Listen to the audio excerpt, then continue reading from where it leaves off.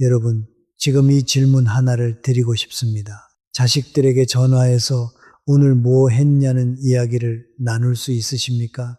아니면 오늘 아무 말도 나누지 못한 채 하루가 지나가고 있으십니까? 이 질문이 불편하게 느껴지신다면 오늘 영상은 정말 중요하게 보셔야 합니다. 삼성서울병원 정신건강의학과 연구팀이 발표한 자료에 따르면 하루에 아무와도 목소리로 대화하지 않는 날이 사흘 이상 반복될 경우 뇌의 기억을 담당하는 부위가 빠르게 약해지기 시작한다고 합니다. 사흘입니다. 그 짧은 시간 안에 우리 몸 안에서 조용한 변화가 일어나기 시작하는 것입니다. 더 무서운 사실이 있습니다. 이 변화는 대부분 스스로 느끼지 못합니다. 몸이 아픈 것도 아닙니다. 병원에 갈 이유도 없습니다. 그냥 어느 날 일어나서 오늘도 혼자구나 하고 생각하다 보면 어느 순간 그 생각이 습관이 되어버립니다. 오늘 우리 함께 살펴볼 이야기는 바로 이것입니다. 나이가 들수록 우리의 삶을 지키는 습관이 있고 반대로 우리도 모르게 삶을 조금씩 갉아먹는 습관이 있다는 사실입니다. 그리고 그 차이는 생각보다 훨씬 구체적이고 과학적으로 밝혀져 있습니다. 오늘 이 영상에서는 여러분의 노후 독립을 지키는 12가지 핵심 습관을 말씀드리겠습니다. 외출하는 습관, 대화하는 습관, 스스로 결정하는 습관, 미리 준비하는 습관, 필요한 사람이 되는 습관부터 시작해서 뇌를 깨우는 아침 루틴, 근육을 지키는 방법, 수면을 지키는 방법까지 하나하나 알려드리겠습니다. 어디서부터 시작할까요? 가장 기본적인 것부터 시작하겠습니다. 사람이 스스로 살아가는 힘은 몸에서 시작되기도 하지만 사실은 마음에서 먼저 시작됩니다. 그리고 그 마음을 지키는 첫 번째 열쇠는 아주 단순한 곳에 있습니다. 우리 먼저 이 영상 끝까지 함께 하시면 좋겠습니다.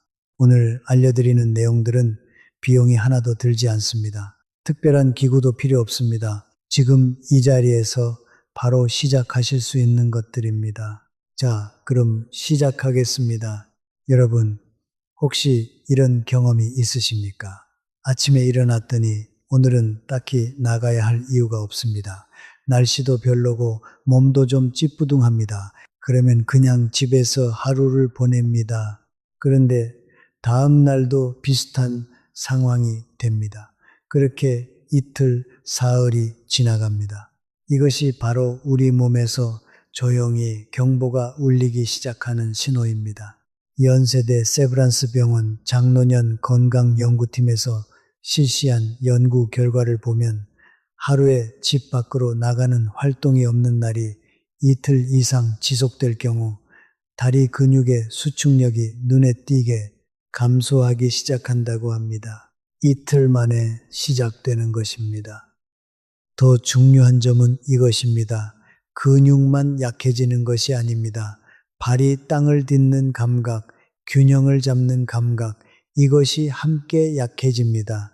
그리고 이 감각이 약해지면 낙상의 위험이 높아지기 시작합니다. 질병관리청 통계에 따르면 어르신들의 낙상 사고 중 무려 67%가 집안에서 발생합니다. 밖에서가 아닙니다. 집안에서입니다. 그렇다면 왜 이런 일이 일어날까요? 우리 몸은 쓰지 않으면 기능이 줄어드는 구조로 되어 있습니다. 의학에서는 이것을 폐용성 위축이라고 부릅니다. 쉽게 말씀드리면 사용하지 않는 근육은 빠르게 줄어들고 한번 줄어든 근육은 회복하는데 3배 이상의 시간이 걸린다는 뜻입니다. 박성민 선생님 이야기를 한번 들어보겠습니다. 부산에 사시는 68살이신 분입니다. 오랫동안 교단에서 아이들을 가르치셨고 퇴직하신 뒤에는 매일 아침 동네 공원을 한 바퀴 걸으시는 게 낙이셨습니다. 그런데 어느 겨울 미끄러운 날씨 때문에 며칠 외출을 쉬셨습니다. 처음에는 정말 며칠이었습니다. 그런데 며칠이 일주일이 되고 일주일이 보름이 되었습니다. 날씨 때문이기도 했고 어느 순간부터는 나가는 게 귀찮게 느껴지셨기 때문이기도 했습니다. 그러다 2달이 지난 어느 날 선생님은 작은 문턱에서 발을 헛디뎌 넘어지셨습니다.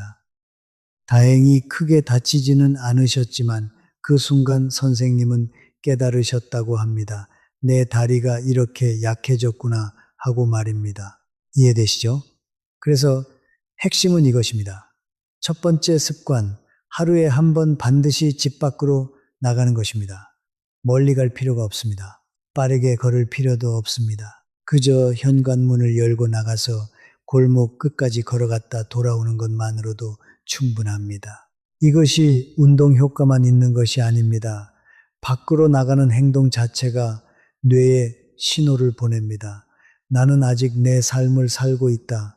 이 신호가 하루를 살아가는 힘으로 이어집니다. 서울 아산병원 재활의학과 자료에 따르면 매일 외출 습관을 유지하는 어르신들은 그렇지 않은 분들에 비해 인지 기능 유지 능력이 2.3배 높다는 결과가 나와 있습니다. 우리가 집 밖으로 나가는 것은 단순히 걷는 일이 아닙니다. 우리가 세상과 연결되어 있다는 것을 몸으로 확인하는 일입니다. 오늘부터 시작하세요. 현관문 하나만 열면 됩니다. 그리고 그 작은 행동이 여러분의 삶을 오래 지킵니다. 자, 그리고 이것도 꼭 기억하세요. 집 밖으로 나가는 것과 함께 이루어져야 하는 것이 있습니다. 바로 2번째 핵심 습관입니다. 여러분, 오늘 누군가와 목소리로 이야기를 나누셨습니까? 문자가 아닙니다. 목소리입니다. 이 질문이 조금 불편하게 느껴지신다면 사실은 많은 어르신들이 똑같은 상황에 계십니다. 혼자 사시거나 가족이 멀리 살거나 이웃과 교류가 줄어들거나 그렇게 하루가 가고 이틀이 갑니다. 그런데 이게 단순히 외로운 문제가 아닙니다. 삼성 서울병원 신경과 연구팀이 65세 이상 어르신 1200여 명을 4년에 걸쳐 추적 조사한 결과 하루에 목소리를 이용한 대화가 전혀 없는 날이 주 3회 이상인 분들에게서 경도, 인지장애 발생률이 유의미하게 높게 나타났습니다. 이것은 그냥 외로움이 아닙니다. 뇌 기능과 직결된 문제입니다. 왜 그럴까요? 우리가 누군가와 말을 나눌 때 뇌에서는 무슨 일이 일어날까요? 상대방의 말을 이해하고 내 생각을 정리하고 말로 표현하는 이 과정에서 뇌의 여러 부위가 동시에 활성화됩니다. 이것은 책을 읽거나 텔레비전을 보는 것과는 다릅니다. 대화는 뇌를 쌍방향으로 자극하는 가장 강력한 방법 중 하나입니다. 반대로 말이 줄어들면 어떻게 될까요? 뇌의 언어 영역과 감정 조절 영역이 점점 덜 사용됩니다. 그리고 덜 사용되는 뇌 부위는 앞서 말씀드린 근육과 같은 원리로 조금씩 약해지기 시작합니다. 고려대학교 병원 연구 결과에 따르면 사회적 고립 상태에 놓인 어르신들의 뇌 위축 속도는 활발하게 교류하는 분들의 1.9배에 달한다는 보고가 있습니다. 그래서 2번째 습관이 중요합니다.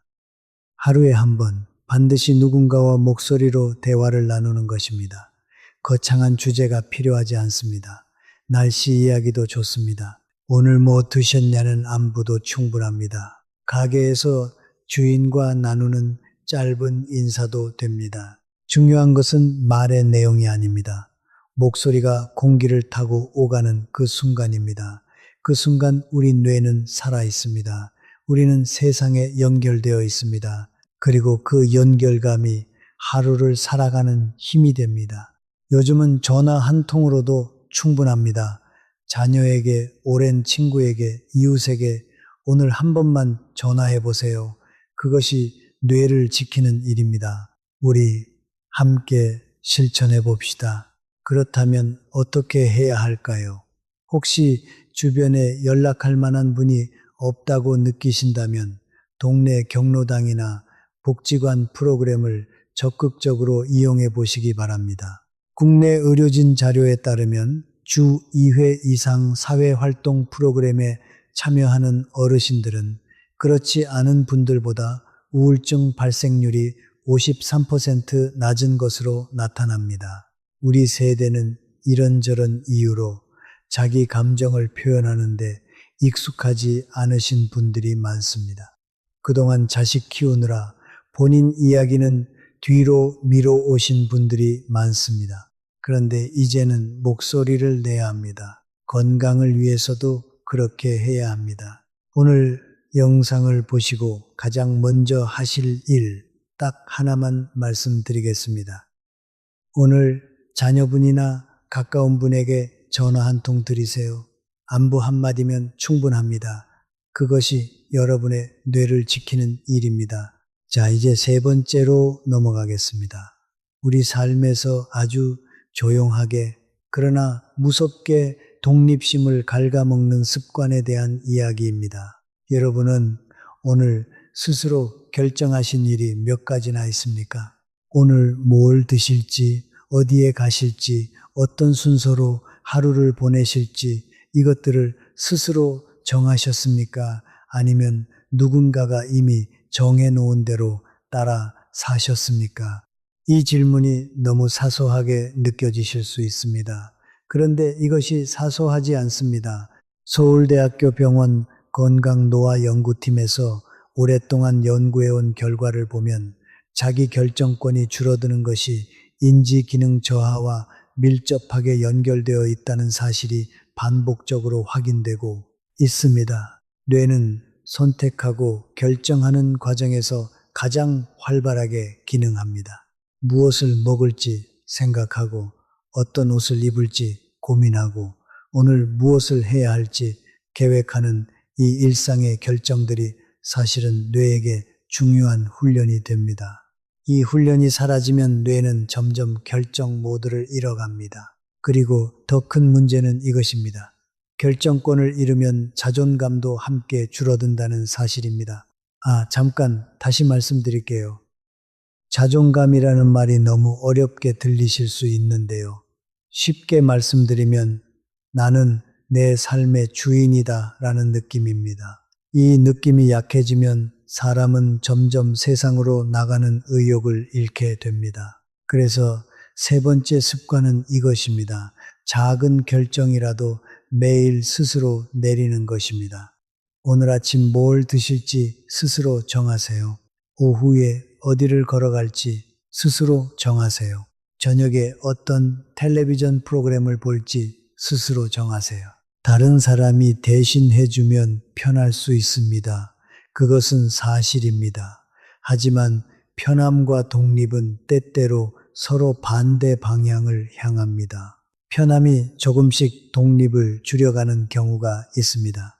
우리가 그것을 의식하지 못하는 사이에 말입니다. 질병관리청 조사 자료에 따르면 노후에 자기 결정권을 유지하는 어르신들이 그렇지 않은 분들에 비해 일상생활 유지 기간이 평균 4.2년 더 긴 것으로 나타납니다. 4년이 넘습니다. 스스로 결정하는 습관 하나가 삶의 독립 기간을 그렇게나 늘려줍니다. 우리 함께 이것만 기억합시다. 나는 매일 작은 것이라도 스스로 결정한다. 그 약속이 여러분의 삶을 오래 지켜줄 것입니다. 다음으로 중요한 것은 바로 네 번째 습관입니다. 많은 분들이 생각하기 꺼려하시는 주제이지만 사실 이것이 가장 중요한 준비 중 하나입니다. 여러분, 혹시 지금 이 순간 여러분의 집 안에서 가장 위험한 곳이 어디인지 알고 계십니까? 욕실 바닥입니까? 아니면 현관앞 문턱입니까? 아니면 침실에서 화장실 가는 그 짧은 밤길입니까? 이것을 지금 바로 떠올릴 수 없으신 분들, 오늘 이 내용 특히 집중해서 들어주시기 바랍니다. 삼성서울병원 응급의학과 통계에 따르면 어르신들이 입원하게 되는 원인 중 낙상이 차지하는 비율이 해마다 증가하고 있으며 낙상으로 입원한 어르신들 중 집으로 완전히 돌아오지 못하는 경우가 43%에 이른다는 보고가 있습니다. 절반 가까이 됩니다. 그리고 그중 상당수가 낙상이 일어나기 전까지는 전혀 준비가 되어 있지 않으셨습니다. 더 무서운 것은 이것입니다. 낙상은 대부분 예측하지 못한 순간에 일어납니다. 밤에 화장실에 가다가, 아침에 세수하러 가다가, 저녁에 소파에서 일어나다가, 이런 평범한 순간에 일어납니다. 그러니까 건강할 때, 아직 몸이 움직일 때 미리 준비해야 한다는 이야기입니다. 나이가 든다는 것을 인정하는 것이 왠지 패배처럼 느껴지실 수 있습니다. 저는 그 마음을 충분히 이해합니다. 우리 세대는 어려운 시절을 온몸으로 버텨 오셨습니다. 자식들 앞에서, 이웃들 앞에서 항상 당당하게 사셔야 했습니다. 그러니 약해진다는 이야기 자체가 받아들이기 싫으실 수 있습니다. 그런데 저는 이것을 다르게 생각해 드리고 싶습니다. 미리 준비한다는 것은 약해짐을 인정하는 것이 아닙니다. 미래의 나를 지키기 위해 지금의 내가 행동하는 것입니다. 이것이 오히려 진짜 강한 분들이 하시는 일입니다. 그렇다면 어떻게 준비해야 할까요? 네 번째, 습관. 약해질 날을 미리 준비하는 삶입니다. 오늘부터 실천하실 수 있는 것들을 세 가지로 말씀드리겠습니다. 첫째, 집안 낙상 위험 구역을 점검하세요. 욕실에는 미끄럼 방지 매트를 깔아두세요. 화장실 벽에는 손잡이가 있으면 좋습니다. 현관 문턱은 될 수 있으면 낮추거나 제거하세요. 침대에서 일어날 때 잡을 수 있는 가구가 옆에 있는지 확인하세요. 이런 환경 정비 하나하나가 낙상 예방에 직접적인 효과가 있습니다. 둘째, 중요한 정보를 미리 정리해 두세요. 복용 중인 약 목록, 담당 의사 연락처, 혈액형과 기저질환 정보, 가족 연락처, 이런 정보를 한 곳에 정리해서 눈에 잘 띄는 곳에 놓아두세요. 갑작스러운 상황이 생겼을 때 주변 분들이 이 정보를 보고 도움을 드릴 수 있습니다. 셋째, 앞으로 어떻게 살고 싶으신지 가족과 미리 이야기를 나눠두세요. 어떤 상황에서는 어떻게 해달라는 이야기, 이것이 쑥스럽고 불편하게 느껴지실 수 있습니다. 하지만 이 이야기를 미리 해두신 분들이 실제로 어려운 상황이 왔을 때 본인이 원하는 방향으로 삶을 지킬 가능성이 훨씬 높습니다. 연세대 세브란스 병원 자료에 따르면 노후 환경 준비를 미리 하신 어르신들이 갑작스러운 건강 위기 이후에도 자택 거주를 유지하는 비율이 그렇지 않은 분들보다 2.7배 높게 나타납니다. 준비가 그만큼 중요합니다. 우리가 미래를 준비한다는 것은 포기가 아닙니다. 오히려 내 삶을 끝까지 내 손으로 지키겠다는 가장 강한 의지입니다. 오늘 집에 들어가시면 한 가지씩만 확인해 보세요. 욕실 바닥에 미끄럼 방지 매트가 있는지 그것 하나만 확인하시는 것으로 시작하셔도 됩니다. 자, 이제 다섯 번째로 넘어가겠습니다. 사람이 오래 자기 삶을 지키는 이유 중에 가장 깊은 곳에 있는 것이 무엇인지 살펴보겠습니다. 여러분은 요즘 누군가에게 필요한 사람이라는 느낌을 받고 계십니까? 아침에 일어날 때 오늘 내가 해야 할 일이 있다는 느낌이 있으십니까? 나를 기다리는 사람이 있다는 것을 느끼십니까? 이 질문들에 선뜻 그렇다고 하시기 어려운 분들, 지금 아주 중요한 신호가 오고 있는 것입니다. 고려대학교 병원 정신건강의학과 연구에 따르면 삶의 목적 의식이 뚜렷한 어르신들이 그렇지 않은 분들보다 심혈관 질환 위험이 34% 낮고 인지 기능 유지 기간이 평균 6.1년 더 긴 것으로 나타납니다. 이것은 단순한 기분의 문제가 아닙니다. 삶의 이유가 몸의 건강과 직결되어 있다는 이야기입니다. 사람은 몸이 먼저 무너지는 경우보다 삶의 이유가 먼저 사라질 때 더 빨리 무너지는 경우가 많습니다. 누군가가 나를 기다리고 있다는 사실, 내가 없으면 아쉽다는 사람이 있다는 사실, 이것이 사람을 아침에 일어나게 만드는 힘입니다. 그렇다면 어떻게 해야 할까요? 다행히 방법이 있습니다. 거창한 일이 아니어도 됩니다. 다섯 번째 습관, 누군가에게 여전히 필요한 사람이 되는 것입니다.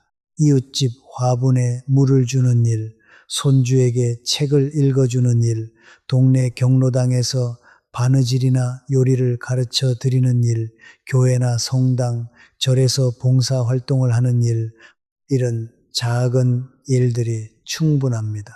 중요한 것은 내가 이 일을 해야 한다는 느낌입니다. 나를 기다리는 사람이 있다는 느낌입니다. 서울아산병원 장수연구팀 조사 결과를 보면 자원봉사나 지역사회 활동에 주 1회 이상 참여하는 어르신들의 전반적인 건강 지표가 그렇지 않은 분들보다 유의미하게 높은 것으로 나타납니다. 이 활동들이 단순히 시간을 보내는 것이 아니라 몸과 마음을 실제로 건강하게 만들어준다는 이야기입니다. 여러분 주변에 지금 도움의 손길이 필요한 분이 계십니까? 여러분이 알고 있는 것을 나눌 수 있는 자리가 어딘가에 있습니까? 그 자리를 찾아보세요. 그리고 한 발짝 내디뎌 보세요. 그것이 여러분의 삶을 오래 지키는 가장 따뜻한 방법입니다. 여기까지 5가지 핵심 습관을 말씀드렸습니다. 잠깐 정리해 드리겠습니다. 첫째, 매일 집 밖으로 나가는 것. 둘째, 매일 누군가와 목소리로 대화하는 것. 셋째, 작은 결정이라도 스스로 내리는 것. 넷째, 약해질 날을 미리 준비하는 것. 다섯째, 누군가에게 필요한 사람이 되는 것. 이 5가지가 노후 독립을 지키는 근본적인 습관입니다. 그런데 이것만으로는 충분하지 않습니다. 오늘 영상에서는 더 나아가 우리 몸 자체를 건강하게 유지하는 방법들도 함께 말씀드리려 합니다. 지금부터는 뇌와 근육, 수면을 지키는 구체적인 방법들을 하나씩 살펴보겠습니다. 여러분, 뇌를 깨우는 아침 루틴에 대해 들어보신 적 있으십니까?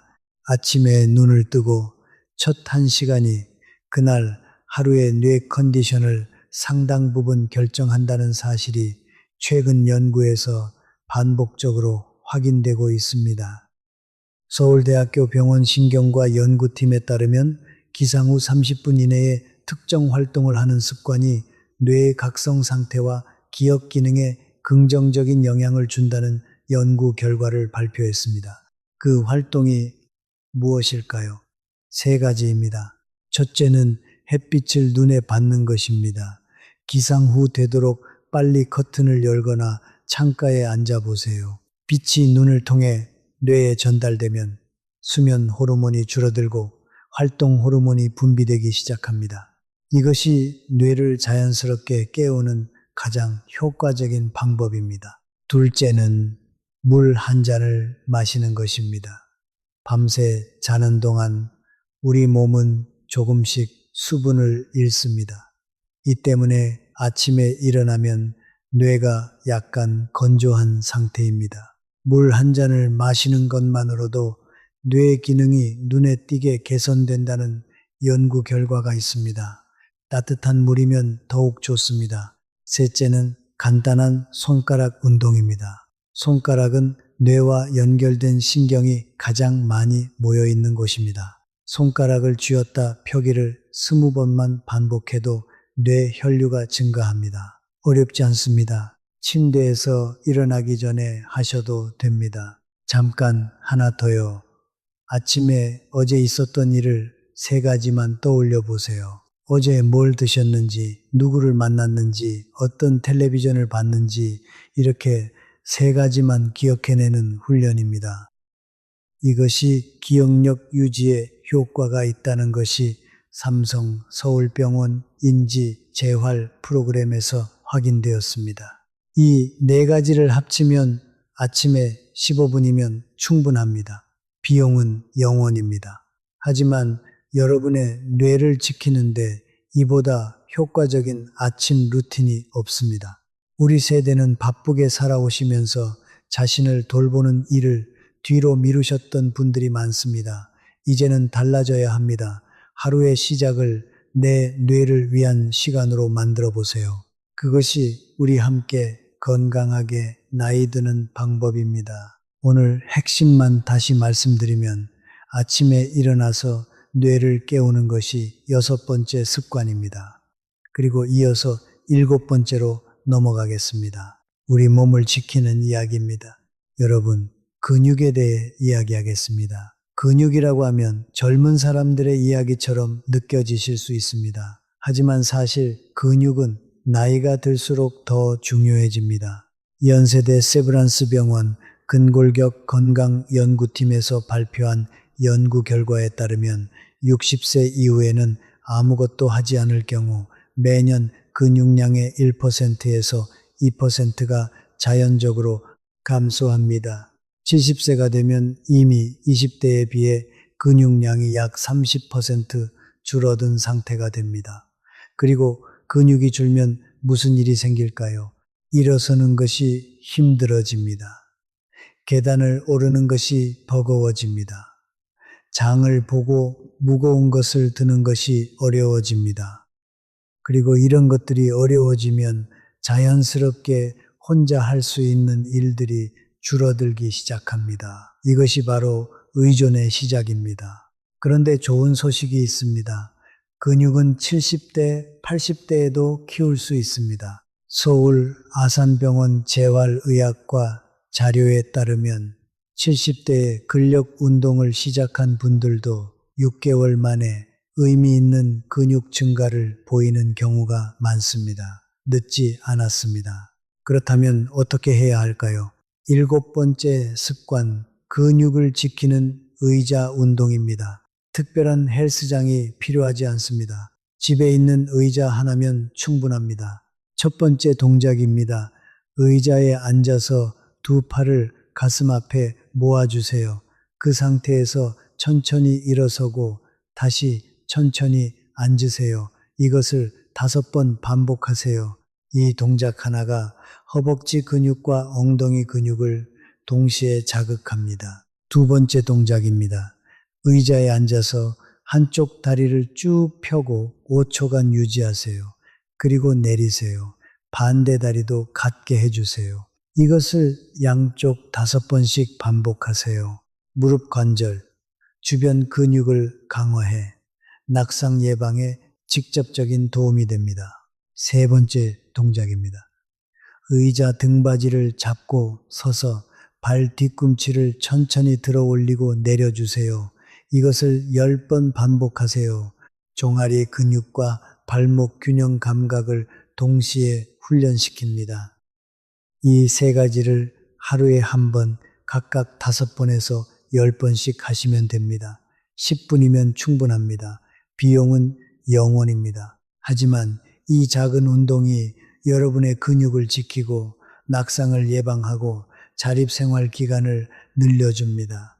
우리 함께 오늘부터 시작해 봅시다. 의자 하나가 있는 분이라면 지금 당장 시작하실 수 있습니다. 자, 이제 8번째입니다. 수면에 대한 이야기입니다. 많은 어르신들이 나이가 들면 잠이 줄어드는 게 당연하다고 생각하십니다. 그런데 이것은 사실이 아닙니다. 나이가 들면 수면의 패턴이 바뀌는 것은 사실입니다. 하지만 수면의 질이 당연히 나빠져야 하는 것은 아닙니다. 오히려 나이가 들수록 수면이 건강에 미치는 영향이 더 커집니다.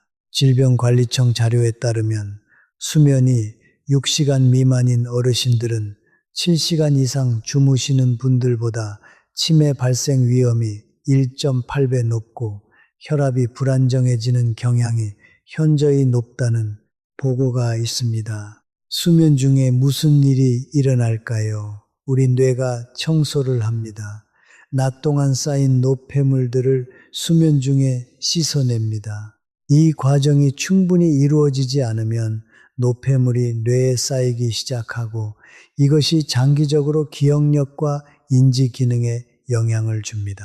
수면이 뇌 청소라고 생각하시면 됩니다. 그렇다면 어떻게 수면을 지킬 수 있을까요? 8번째 습관, 수면의 질을 높이는 저녁 루틴입니다. 3가지를 말씀드리겠습니다. 첫째, 저녁 7시 이후에는 카페인을 피하세요. 녹차와 커피에는 카페인이 들어 있습니다. 카페인은 몸에서 사라지는데 6시간에서 8시간이 걸립니다. 저녁에 드시면 밤에 수면을 방해합니다. 둘째, 자기 전 1시간에는 밝은 빛을 줄이세요. 특히 스마트폰이나 텔레비전 화면의 빛이 수면 호르몬 분비를 방해합니다. 자기 전에는 조명을 좀 어둡게 하거나 부드러운 빛을 사용하시면 도움이 됩니다. 셋째, 취침 시간과 기상 시간을 일정하게 유지하세요. 우리 몸에는 생체 리듬이 있습니다. 이 리듬이 규칙적으로 유지될 때 수면의 질이 높아집니다. 주말이라도 너무 늦게 주무시거나 너무 늦게 일어나시면 이 리듬이 흐트러집니다.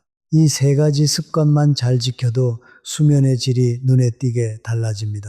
고려대학교 병원 수면의학과 자료에 따르면 취침 시간 규칙화만으로도 수면의 질이 31% 개선되는 것으로 나타납니다. 수면을 지키는 것은 뇌를 지키는 것입니다. 매일 밤 우리 뇌가 충분히 청소할 수 있도록 도와주세요. 그것이 내일의 나를 지키는 일입니다. 이제 9번째 습관을 말씀드리겠습니다. 우리가 먹는 것에 대한 이야기입니다. 음식과 뇌 건강의 관계가 생각보다 훨씬 깊다는 것 알고 계셨습니까? 서울대학교 병원 영양의학팀 연구에 따르면 뇌 기능 유지에 가장 중요한 영양소 중 하나가 오메가3 지방산입니다. 등 푸른 생선에 풍부하게 들어있는 영양소입니다. 고등어, 꽁치, 삼치, 청어 이런 생선들의 오메가3가 풍부합니다. 이 성분이 뇌의 신경세포막을 유지하고 염증을 줄이는 데 중요한 역할을 합니다. 그런데 많은 어르신들이 이런 생선을 충분히 드시지 않는 경우가 많습니다. 비린내 때문이기도 하고 요리하기 번거롭다는 이유도 있습니다. 그렇다면 대안이 있을까요? 있습니다. 두부와 콩류도 뇌 건강에 좋습니다. 특히 두부는 단백질이 풍부하고 뇌의 신경 전달 물질을 만드는 데 필요한 아미노산을 포함하고 있습니다. 매일 두부 반 모만 드셔도 충분합니다. 가격도 저렴하고 요리도 간단합니다. 그리고 색깔 있는 채소를 충분히 드세요. 시금치, 브로콜리, 당근, 토마토 이런 채소들에 들어있는 항산화 성분이 뇌세포를 보호합니다. 지난세대 세브란스 병원 연구에 따르면 채소를 다양하게 드시는 어르신들이 인지기능 저하, 속도가 그렇지 않은 분들보다 현저히 느린 것으로 나타났습니다. 9번째 습관, 뇌를 위한 식사입니다. 등푸른 생선을 주 2회, 두부를 매일, 색깔 있는 채소를 매 끼니마다 어렵지 않습니다. 우리 전통 식단에 이미 들어있는 것들입니다. 할머니, 할아버지 세대부터 내려온 우리 음식 안에 답이 있습니다. 따라오고 계시죠? 이제 10번째입니다. 이것은 많은 분들이 놓치시는 부분입니다. 사회적 관계의 질에 대한 이야기입니다. 우리가 앞서 대화의 중요성에 대해 말씀드렸습니다. 그런데 단순히 말을 많이 나누는 것보다 중요한 것이 있습니다. 그것은 바로 관계의 깊이입니다. 여러분에게 힘든 일이 있을 때 마음을 털어놓을 수 있는 사람이 있으십니까? 삼성서울병원 정신건강의학과 연구 결과에 따르면 진심 어린 교류가 가능한 신뢰관계가 하나 이상 있는 어르신들이 그렇지 않은 분들보다 우울증 발생률이 무려 58% 낮다는 연구 결과가 있습니다. 그리고 이 수치는 운동이나 식이요법과 비교해도 못지않은 효과입니다. 외로움은 단순히 마음이 아픈 것이 아닙니다. 신체 염증 수치를 높이고 면역 기능을 떨어뜨리고 혈압을 불안정하게 만듭니다. 이것이 과학적으로 확인된 사실입니다. 그래서 10번째 습관은 깊은 관계를 만들고 유지하는 것입니다. 가족 중에서도 좋고, 친구도 좋고, 같은 취미를 가진 분들과의 모임도 좋습니다. 중요한 것은 그 관계에서 내가 편하게 나를 표현할 수 있어야 한다는 것입니다. 만약 지금 그런 관계가 부족하다고 느끼신다면 한 가지 제안을 드리겠습니다. 가까운 복지관이나 문화센터에서 하는 프로그램에 한 번만 참여해 보세요. 처음에는 낯설 수 있습니다. 하지만 비슷한 처지, 비슷한 연령대의 분들을 만나다 보면 자연스럽게 관계가 만들어집니다. 그 관계 하나가 여러분의 건강을 지키는 강력한 힘이 됩니다. 이제 11번째입니다. 스트레스와 건강의 관계에 대해 이야기하겠습니다. 우리 세대는 스트레스를 참아내는 것이 미덕이라고 배우셨습니다. 힘들어도 내색하지 않고 어려워도 혼자 버티는 것이 강한 것이라고 생각하셨습니다. 그런데 이제는 그것이 틀렸다는 것을 알아야 합니다. 서울아산병원 연구팀 발표에 따르면 만성 스트레스 상태가 지속될 경우 코르티솔이라는 스트레스 호르몬이 지속적으로 분비되는데 이 호르몬이 장기적으로 뇌 기억 중추인 해마를 손상시킨다는 것이 밝혀졌습니다. 참아내는 것이 뇌를 손상시키는 것입니다. 그렇다면 어떻게 해야 할까요? 11번째 습관, 스트레스를 건강하게 해소하는 방법을 찾는 것입니다. 크게 3가지를 말씀드리겠습니다. 첫째, 마음속 이야기를 글로 적어보세요. 하루에 5줄이면 충분합니다. 오늘 어떤 일이 있었는지, 어떤 감정이 들었는지를 간단히 적는 것만으로도 스트레스가 해소되는 효과가 있습니다. 삼성서울병원 임상연구에서 일기 쓰기가 코르티솔 수치 감소에 유의미한 효과가 있다는 결과가 나왔습니다. 둘째, 좋아하는 음악을 들으세요. 음악은 뇌에서 도파민이라는 기분 좋은 호르몬을 분비시킵니다. 특히 어릴 적 좋아하셨던 노래는 기억과 감정을 동시에 자극해서 더욱 효과적입니다. 하루에 20분만 좋아하는 음악을 들으셔도 기분이 달라집니다. 셋째, 자연을 가까이 하세요. 집 근처 공원에서 나무를 보고 꽃을 보고 바람을 느끼는 것만으로도 스트레스 호르몬 수치가 낮아진다는 연구 결과가 있습니다. 특별한 준비가 필요하지 않습니다. 그냥 공원에 나가서 앉아 있는 것만으로도 충분합니다. 스트레스를 참는 것이 강한 것이 아닙니다. 스트레스를 건강하게 해소하는 방법을 찾는 것이 진짜 강한 것입니다. 우리가 함께 그 방법을 찾아가야 합니다. 마지막으로 12번째 습관입니다. 이것이 어쩌면 오늘 말씀드리는 것 중에서 가장 중요한 내용일 수 있습니다. 정기적인 건강 체크와 약 복용 관리에 대한 이야기입니다. 많은 어르신들이 병원에 가는 것을 꺼려 하십니다. 귀찮기도 하고 뭔가 나쁜 소식을 들을까봐 두렵기도 합니다. 하지만 이것이 반대로 되어야 합니다. 서울대학교 병원 예방의학과에서 발표한 연구에 따르면 정기적인 건강검진을 받으시는 어르신들은 그렇지 않은 분들보다 중증 질환으로 발전하기 전에 이상을 발견하는 비율이 73% 높다고 합니다. 병을 일찍 발견하면 치료가 더 쉽고 비용도 훨씬 적게 들고 무엇보다 회복 가능성이 높습니다. 그리고 현재 약을 드시고 계신 분들은 복용 방법과 시간을 정확하게 지키는 것이 중요합니다. 질병관리청 자료에 따르면 만성질환을 가진 어르신들 중 약 복용 방법을 제대로 지키지 않는 경우가 42%에 달한다고 합니다. 이것이 증상 악화와 부작용의 주요 원인이 됩니다. 12번째 습관, 정기 검진을 거르지 않는 것과 약을 정확하게 복용하는 것입니다. 이것이 번거롭게 느껴지신다면 이렇게 생각해 보세요. 지금 병원에 정기적으로 가시는 것이 나중에 입원하는 것보다 훨씬 편하고 훨씬 저렴하고 무엇보다 내 삶을 지키는데 훨씬 효과적입니다. 우리 모두의 건강을 위해 정기 검진 습관을 꼭 유지하시기 바랍니다. 자, 이제 오늘 말씀드린 12가지 습관을 전부 정리해 드리겠습니다. 오늘 핵심만 다시 말씀드리면 이렇습니다. 첫 번째, 매일 집 밖으로 나가세요. 골목 끝까지만 걸어도 됩니다. 두 번째, 하루에 한 번 목소리로 대화를 나누세요. 짧은 안부 전화도 충분합니다.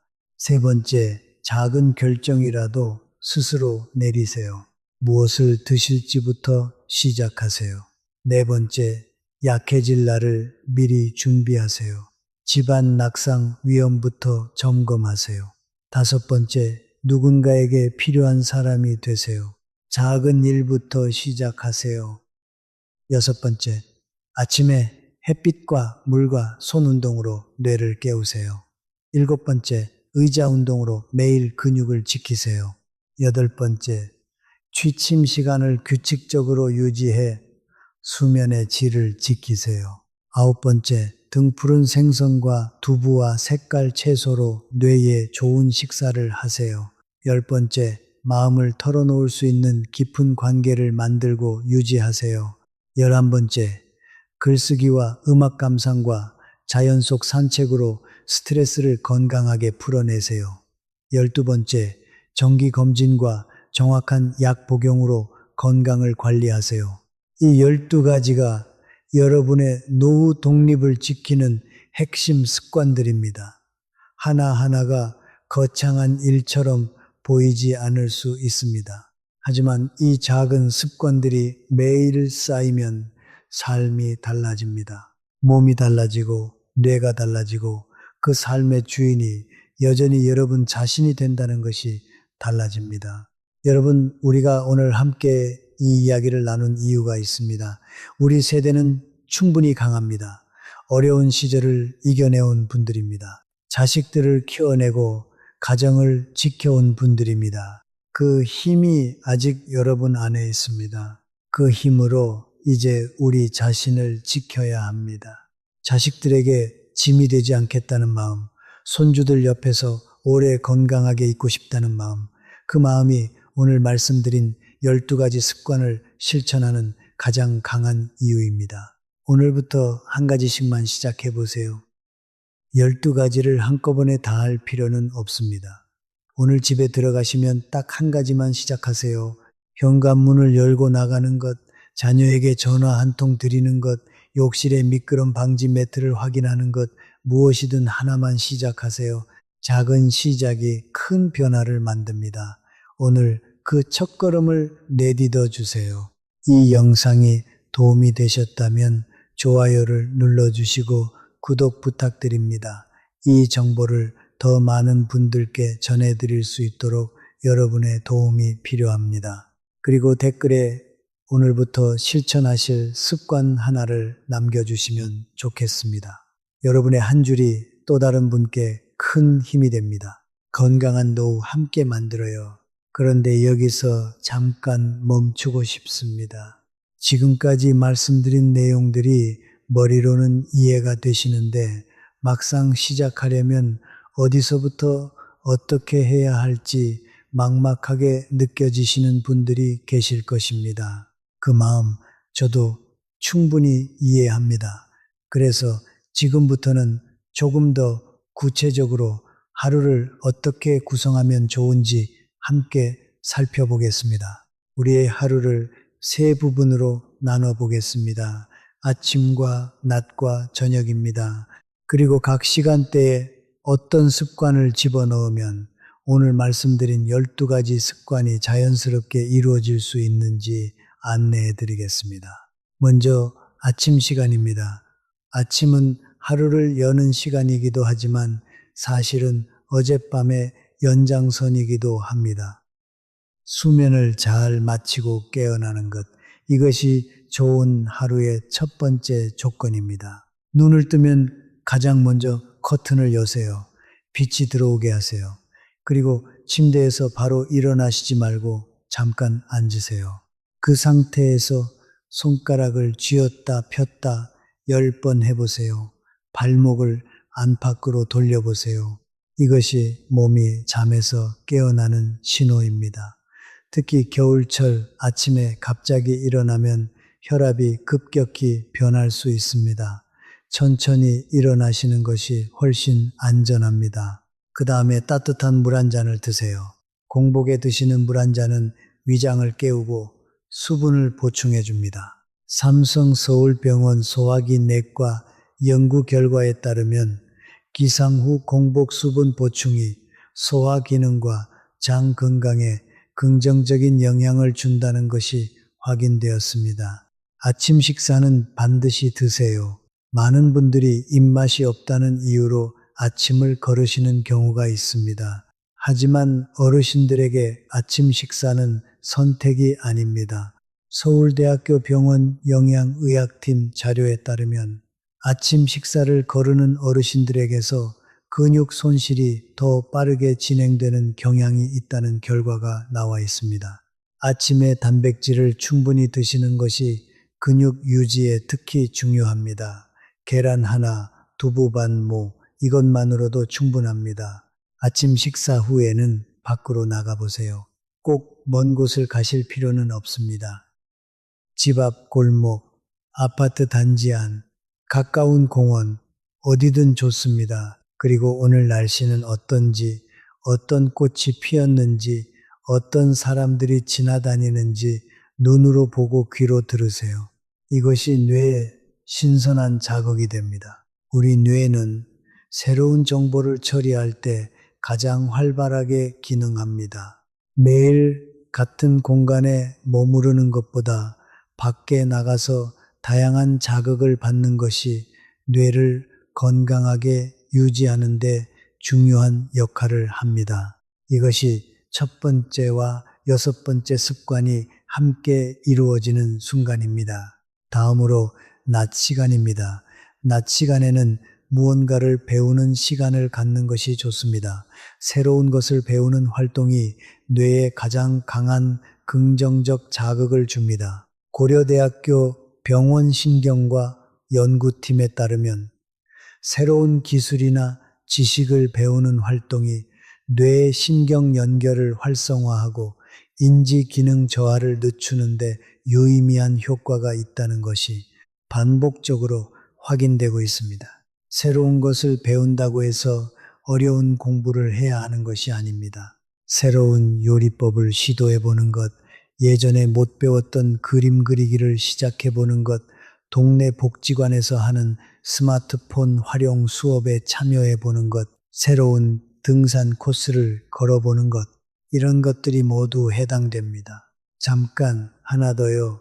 낮 시간에 낮잠을 주무시는 분들이 계실 것입니다. 낮잠이 좋은지 나쁜지 궁금하신 분들이 많으실 텐데요. 짧은 낮잠은 오히려 도움이 됩니다. 연세대 세브란스 병원 수면의학 자료에 따르면 20분에서 30분 정도의 낮잠은 오후 뇌 기능을 향상시키는 효과가 있습니다. 하지만 30분을 넘기면 오히려 밤 수면에 방해가 됩니다. 낮잠은 짧게 그리고 오후 2시 이전에 주무시는 것이 좋습니다. 낮 시간에는 또한 수분 보충에 신경을 쓰세요. 어르신들은 젊은 분들에 비해 목마름을 느끼는 감각이 둔해집니다. 그래서 목마르지 않아도 탈수 상태가 되어 있는 경우가 많습니다. 탈수는 집중력과 기억력을 즉각적으로 떨어뜨립니다. 질병관리청 건강관리 지침에서는 하루에 6컵에서 8컵의 물을 드시도록 권장하고 있습니다. 시간마다 한 컵씩 마시는 습관을 들이시면 자연스럽게 충분한 수분을 보충할 수 있습니다. 그리고 낮에는 사람을 만나세요. 아니면 전화를 드리세요. 오늘의 두 번째 습관을 낮 시간에 실천하시면 됩니다. 가까운 분에게 문자가 아니라 전화를 드려보세요. 목소리를 듣는 것만으로도 우리 마음이 따뜻해지고 뇌가 활성화됩니다. 이제 저녁 시간입니다. 저녁은 하루를 마무리하는 시간이자 내일을 준비하는 시간입니다. 저녁 식사는 너무 많이 드시지 않는 것이 좋습니다. 특히 위장이 약해지신 분들은 저녁에 과식을 하면 소화가 더디게 되어 수면에도 영향을 줍니다. 서울 아산병원 소화기 내과 자료에 따르면 취침 3시간 전까지는 식사를 마치시는 것이 위장 건강과 수면질에 도움이 된다고 권장하고 있습니다. 저녁 식사 후에는 가벼운 실내 걷기를 해보세요. 집 안을 천천히 걷는 것도 좋습니다. 설거지를 한 후 거실을 10분 걷는 것도 충분합니다. 이것이 소화를 돕고 혈당을 조절하는 데 효과가 있습니다. 삼성서울병원 당뇨병 교육 자료에 따르면 식후 10분에서 15분 걷기가 식후 혈당 상승을 약 22% 낮추는 효과가 있다고 합니다. 그리고 저녁에는 하루를 돌아보는 시간을 잠깐 가지세요. 오늘 기분이 좋았던 일 하나, 감사한 일 하나를 떠올려 보세요. 이것이 앞서 말씀드린 11번째 습관인 스트레스 해소 방법과 연결됩니다. 긍정적인 것을 떠올리는 훈련이 뇌의 감정 조절 능력을 높여줍니다. 서울대학교 병원 정신건강연구팀 자료에 따르면 감사 일기를 쓰는 습관이 수면의 질을 향상시키고 우울증 증상을 줄이는 데 효과가 있다는 것이 여러 연구에서 확인되고 있습니다. 대단히 긴 글을 쓰실 필요가 없습니다. 오늘 기분 좋았던 일 하나만 적으시면 됩니다. 이렇게 아침, 낮, 저녁에 루틴을 만들어 두면 오늘 말씀드린 12가지 습관들이 의식하지 않아도 자연스럽게 이루어지기 시작합니다. 습관이라는 것이 처음에는 의식적으로 노력해야 하지만 21일 정도 지속하면 몸이 저절로 기억합니다. 우리 함께 3주만 해보세요. 딱 3주입니다. 그러면 그 다음부터는 힘을 들이지 않아도 자연스럽게 됩니다. 자, 그리고 이번에는 조금 다른 이야기를 드리고 싶습니다. 나이가 들면서 찾아오는 감정적인 어려움에 대한 이야기입니다. 많은 분들이 이 부분을 말씀하기 어려워하시는데 오늘은 솔직하게 이야기해 보겠습니다. 나이가 들면서 주변 사람들이 하나둘씩 세상을 떠나게 됩니다. 친구, 형제자매, 때로는 배우자까지도 이런 상실을 겪을 때 마음이 아픈 것은 당연합니다. 그런데 이 슬픔을 혼자 사귀시려고 하시는 분들이 너무 많습니다. 고려대학교 병원 슬픔 상담 연구팀 자료에 따르면 상실의 슬픔을 혼자 감당하는 경우 면역 기능이 저하되고 신체 건강에 부정적인 영향이 더 크게 나타납니다. 슬픔을 표현하는 것, 이야기하는 것이 오히려 더 건강한 방법입니다. 자녀에게 또는 가까운 분에게 힘들다고 말씀하세요. 약한 것이 아닙니다. 도움을 받을 줄 아는 것도 용기가 필요한 일입니다. 우리 세대는 너무 오랫동안 혼자 버텨오셨습니다. 이제는 도움을 받으실 차례입니다. 그리고 만약 슬픔이 너무 오래 지속된다면 전문적인 도움을 받는 것도 망설이지 마세요. 정신건강 상담은 부끄러운 일이 아닙니다. 몸이 아프면 병원에 가듯이 마음이 힘들면 상담을 받는 것이 당연한 일입니다. 지역 정신건강복지센터에서는 무료로 상담을 받으실 수 있습니다. 어르신들을 위한 자살 예방 및 정신건강 지원 전화번호가 있습니다. 전국 어디서나 1577-109-19로 전화하시면 24시간 도움을 받으실 수 있습니다. 이것이 필요하신 분이 계시다면 주저하지 마시고 전화해 보세요. 우리가 정신적으로 건강해야 신체적으로도 건강할 수 있습니다. 마음을 돌보는 것이 몸을 돌보는 것과 같은 일입니다. 이제 또 중요한 주제 하나를 말씀드리겠습니다. 많은 어르신들이 걱정하시는 것 중 하나가 기억력 문제입니다. 깜빡깜빡 잊어버리는 것이 혹시 치매가 아닌지 불안해하시는 분들이 많습니다. 그래서 이 부분을 명확하게 설명드리겠습니다. 나이가 들면서 기억력이 조금씩 떨어지는 것은 자연스러운 노화의 일부입니다. 어제 저녁에 먹은 것이 생각이 안 나거나 방금 어디에 물건을 뒀는지 잊어버리는 정도는 정상적인 범위에 해당할 수 있습니다. 그런데 이것과 구별해야 하는 증상들이 있습니다. 삼성 서울병원 치매센터 자료에 따르면 다음과 같은 경우에는 전문 검사를 받아보시는 것이 좋습니다. 방금 나눈 대화 내용을 전혀 기억하지 못하는 경우, 익숙한 길을 찾지 못하는 경우, 가족의 이름이나 얼굴을 알아보지 못하는 경우, 날짜와 계절의 개념이 혼동되는 경우, 이런 증상들은 단순한 노화가 아닐 수 있습니다. 그리고 중요한 것은 이것입니다.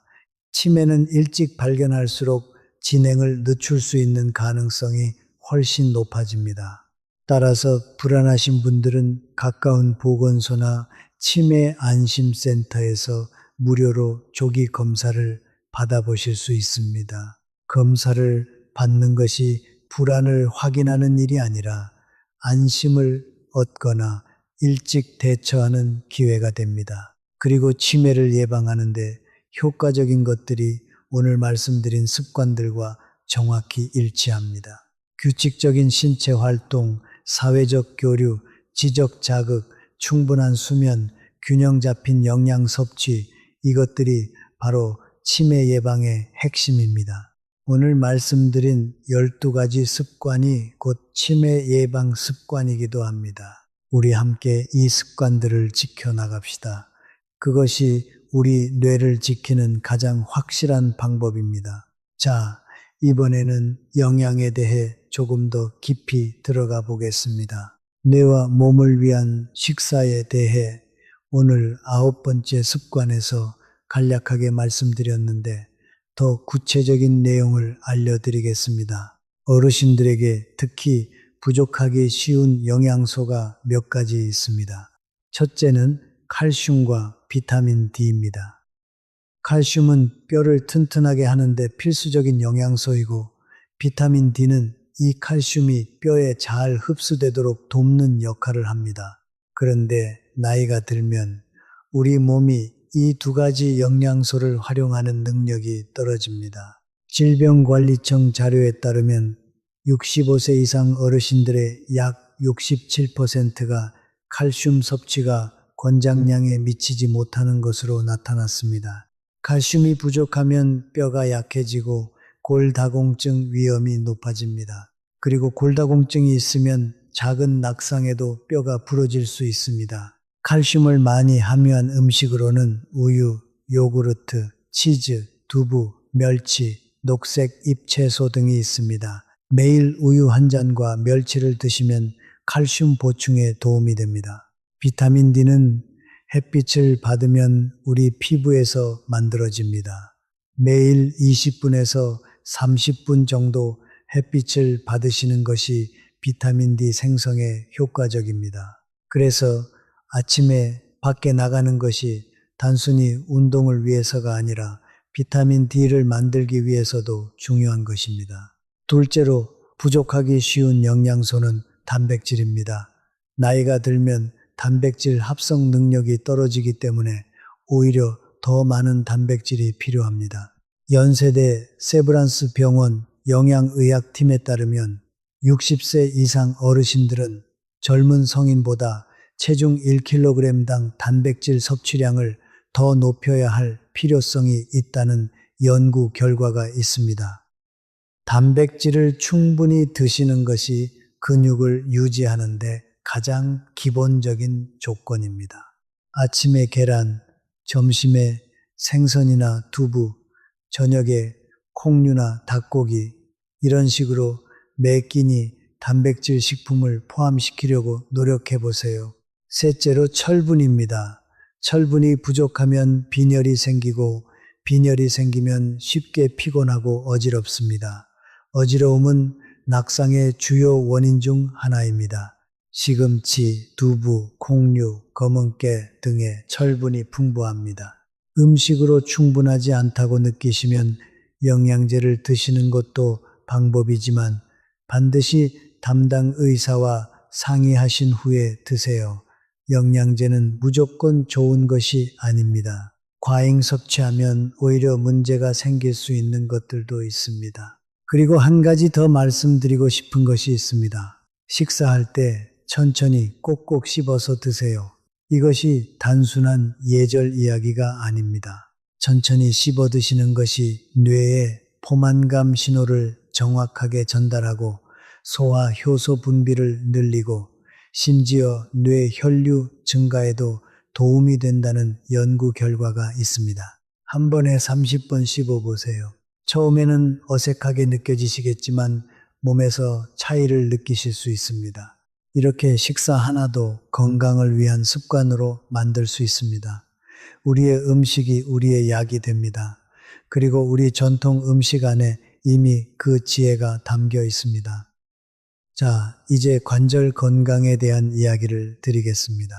많은 어르신들이 관절 통증 때문에 활동을 줄이시는 경우가 있습니다. 무릎이 아프다, 허리가 아프다, 그래서 움직이지 않게 된다는 이야기를 자주 듣습니다. 그런데 이것이 오히려 역효과를 냅니다. 서울 아산병원 관절건강연구팀에 따르면 관절 통증이 있을 때 움직임을 완전히 멈추면 관절 주변 근육이 약해지면서 관절에 더 많은 부담이 가해지는 악순환이 생긴다는 것이 밝혀졌습니다. 아프지 않은 범위 안에서 꾸준히 움직이는 것이 훨씬 낫습니다. 관절에 좋은 운동이 따로 있습니다. 수중 운동입니다. 물속에서는 몸이 가벼워지기 때문에 관절에 부담을 주지 않고도 충분한 운동을 할 수 있습니다. 근처에 수영장이 있으시다면 수중 걷기를 꼭 시도해 보세요. 수중 운동이 어려우신 분들은 앉아서 하는 관절 스트레칭을 해보세요. 무릎을 천천히 구부렸다 펴기, 발목을 천천히 돌리기, 팔을 천천히 들어 올렸다 내리기, 이런 동작들이 관절 유연성을 유지하는 데 도움이 됩니다. 그리고 관절에 좋은 음식도 있습니다. 생선에 들어있는 오메가3 지방산이 관절 염증을 줄이는 데 효과적입니다. 강황도 항염 효과가 있는 것으로 알려져 있습니다. 카레를 드시는 것도 좋고 강황차를 만들어 드시는 것도 방법입니다. 관절 통증이 너무 심하다면 반드시 전문의를 찾으세요. 참는 것이 미덕이 아닙니다. 적절한 치료를 받으면 통증을 줄이고 활동량을 유지할 수 있습니다. 그리고 활동량을 유지하는 것이 결국 독립적인 삶을 유지하는 데 가장 중요한 요소입니다. 우리가 몸을 아끼는 것과 몸을 사용하는 것은 다릅니다. 지나치게 아끼면 오히려 더 약해집니다. 적절하게 사용하면서 지키는 것이 진짜 몸을 아끼는 방법입니다. 이제 한 가지 더 중요한 이야기를 드리겠습니다. 어르신들에게 특히 중요한 눈 건강과 귀 건강에 대한 이야기입니다. 눈이 잘 안 보이거나 귀가 잘 안 들리는 것을 나이 탓으로만 여기시는 분들이 많습니다. 하지만 이것이 생각보다 훨씬 큰 영향을 미칩니다. 서울대학교 병원 안과 연구팀에 따르면 시력 저하가 방치될 경우 낙상 위험이 2배 이상 높아지고 사회적 활동이 줄어들며 이것이 다시 인지 기능 저하로 이어지는 연결고리가 형성된다는 연구 결과가 있습니다. 귀 건강도 마찬가지입니다. 청력이 저하되면 대화가 어려워지고 대화가 어려워지면 사람을 만나는 것을 피하게 됩니다. 그리고 사람을 피하면 외로움과 인지 기능 저하가 따라옵니다. 따라서 눈이 불편하시면 안경을 맞추시거나 백내장, 녹내장 등의 검사를 받아보세요. 귀가 불편하시면 보청기 상담을 받아보세요. 보청기를 사용하는 것이 부끄러운 일이 아닙니다. 그것이 여러분의 삶을 더 풍요롭게 만들어주는 도구입니다. 삼성서울병원 이비인후과 자료에 따르면 청력 보조기를 사용하는 어르신들이 그렇지 않은 분들보다 사회적 교류 활동이 유의미하게 더 많고 인지기능 점수도 더 높게 나타난다는 연구 결과가 있습니다. 보청기가 뇌를 지키는데도 도움이 된다는 이야기입니다. 우리 몸의 오감을 잘 유지하는 것, 보고 듣고 느끼는 능력을 최대한 지키는 것, 이것이 세상과 연결되는 통로를 유지하는 일입니다. 그 통로가 열려 있어야 삶이 풍요로워집니다. 자, 이제 조금 특별한 이야기를 드리겠습니다. 여러분의 이야기를 다음 세대에 전하는 것에 대한 이야기입니다. 여러분이 살아오신 이야기에는 엄청난 가치가 있습니다.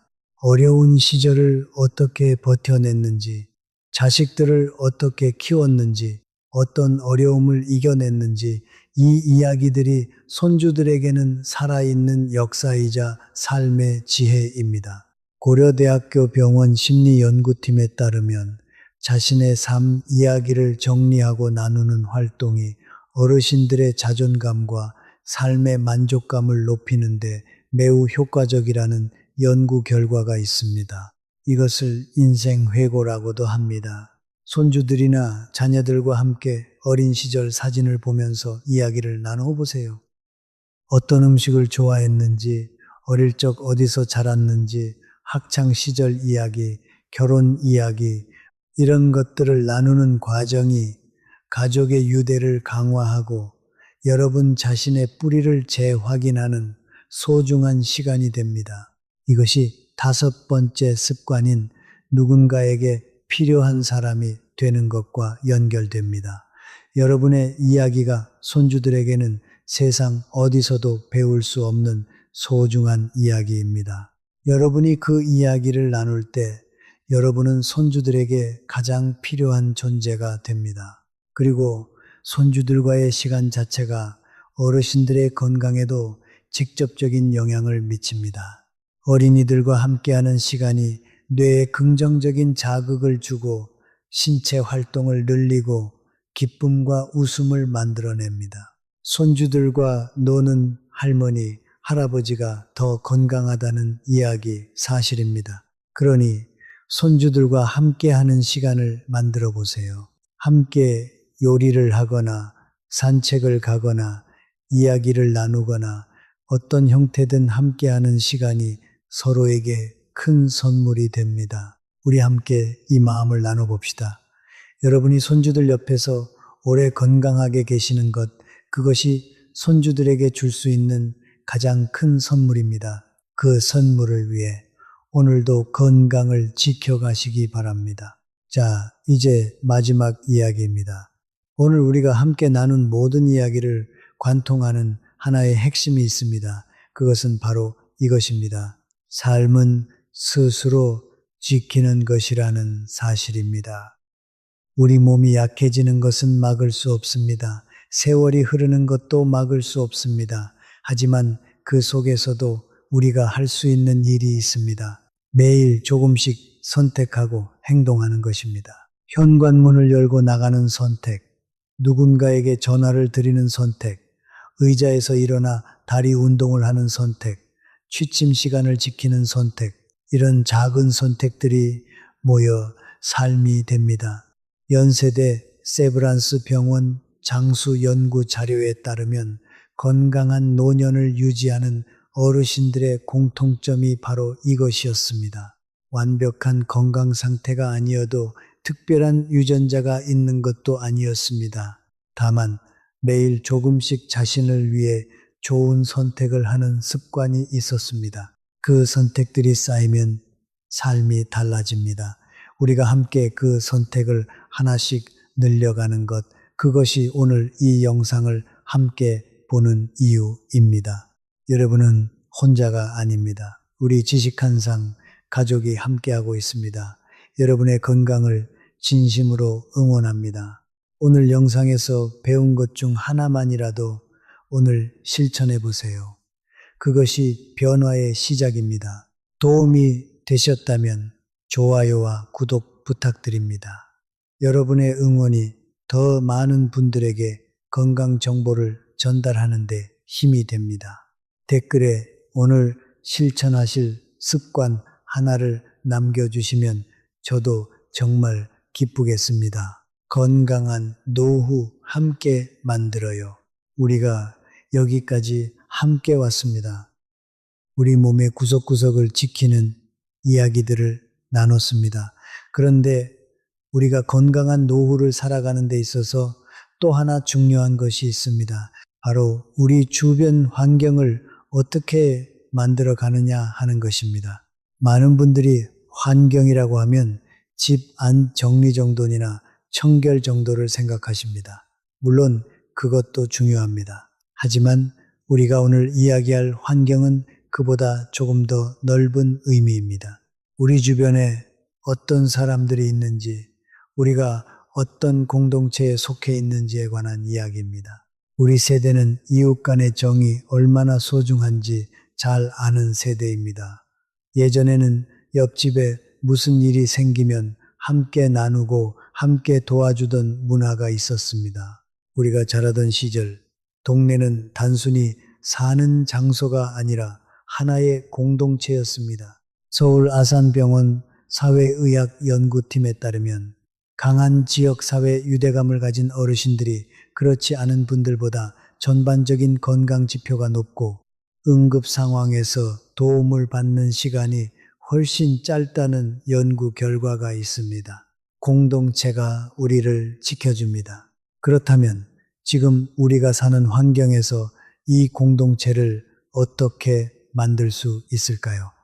아파트가 많은 지금 시대에 이웃을 만나는 것이 쉽지 않다고 느끼시는 분들이 많습니다. 그런데 방법이 없는 것은 아닙니다. 첫째, 아파트나 연립주택에 사시는 분들은 엘리베이터에서 이웃에게 먼저 인사를 건네보세요. 아주 짧은 인사도 좋습니다. 오늘 날씨 좋네요 하는 한마디가 관계의 시작이 됩니다. 우리가 먼저 열면 상대방도 열립니다. 둘째, 경로당이나 어르신 복지관을 적극적으로 활용해 보세요. 이런 공간들이 단순히 시간을 보내는 곳이 아닙니다. 비슷한 처지와 비슷한 관심사를 가진 분들을 만날 수 있는 곳입니다. 처음에는 낯설고 어색하실 수 있습니다. 하지만 두세 번 가다 보면 자연스럽게 친해지는 분이 생깁니다. 셋째, 지역 봉사 활동에 참여해 보세요. 동네 청소, 급식 봉사, 아이들 독서 지도 등 다양한 봉사 활동이 있습니다. 이런 활동들이 지역사회와 연결되는 가장 직접적인 방법이기도 하고 앞서 말씀드린 다섯 번째 습관인 누군가에게 필요한 사람이 되는 것을 실천하는 방법이기도 합니다. 삼성서울병원 사회적 건강연구팀에 따르면 지역사회 봉사활동에 참여하는 어르신들의 삶의 만족도가 참여하지 않는 분들보다 현저히 높으며 이것이 신체 건강에도 긍정적인 영향을 미친다는 연구 결과가 있습니다. 좋은 일을 하면 몸도 건강해집니다. 이것이 과학적으로 증명된 사실입니다. 우리 함께 공동체를 만들어 봅시다. 우리 혼자 건강한 것보다 우리 함께 건강한 것이 훨씬 더 의미 있습니다. 이웃이 건강해야 우리도 건강한 환경 속에서 살 수 있습니다. 자, 이번에는 현대 기술을 어떻게 건강에 활용할 수 있는지 말씀드리겠습니다.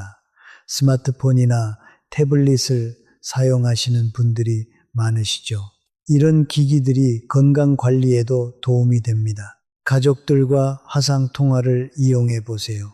멀리 사는 자녀나 손주들과 얼굴을 보면서 이야기 나눌 수 있습니다. 목소리만 듣는 것보다 얼굴을 보면서 이야기하는 것이 뇌 자극 면에서 훨씬 효과적입니다. 또한 간단한 건강 앱을 사용해 보세요. 걸음수를 세어주는 앱, 물 마신 것을 기록하는 앱, 수면 시간을 체크하는 앱 등이 있습니다.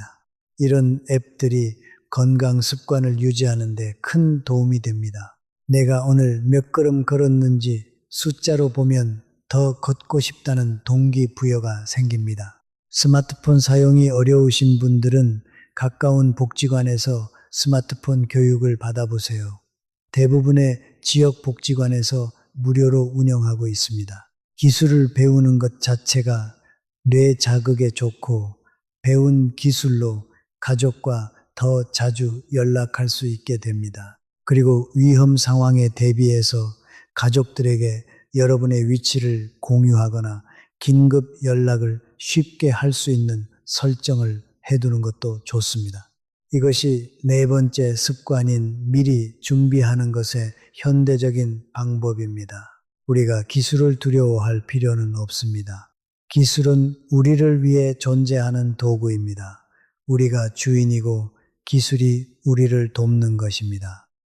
조금씩 배워나가면서 여러분의 삶에 도움이 되는 방향으로 활용해 보세요.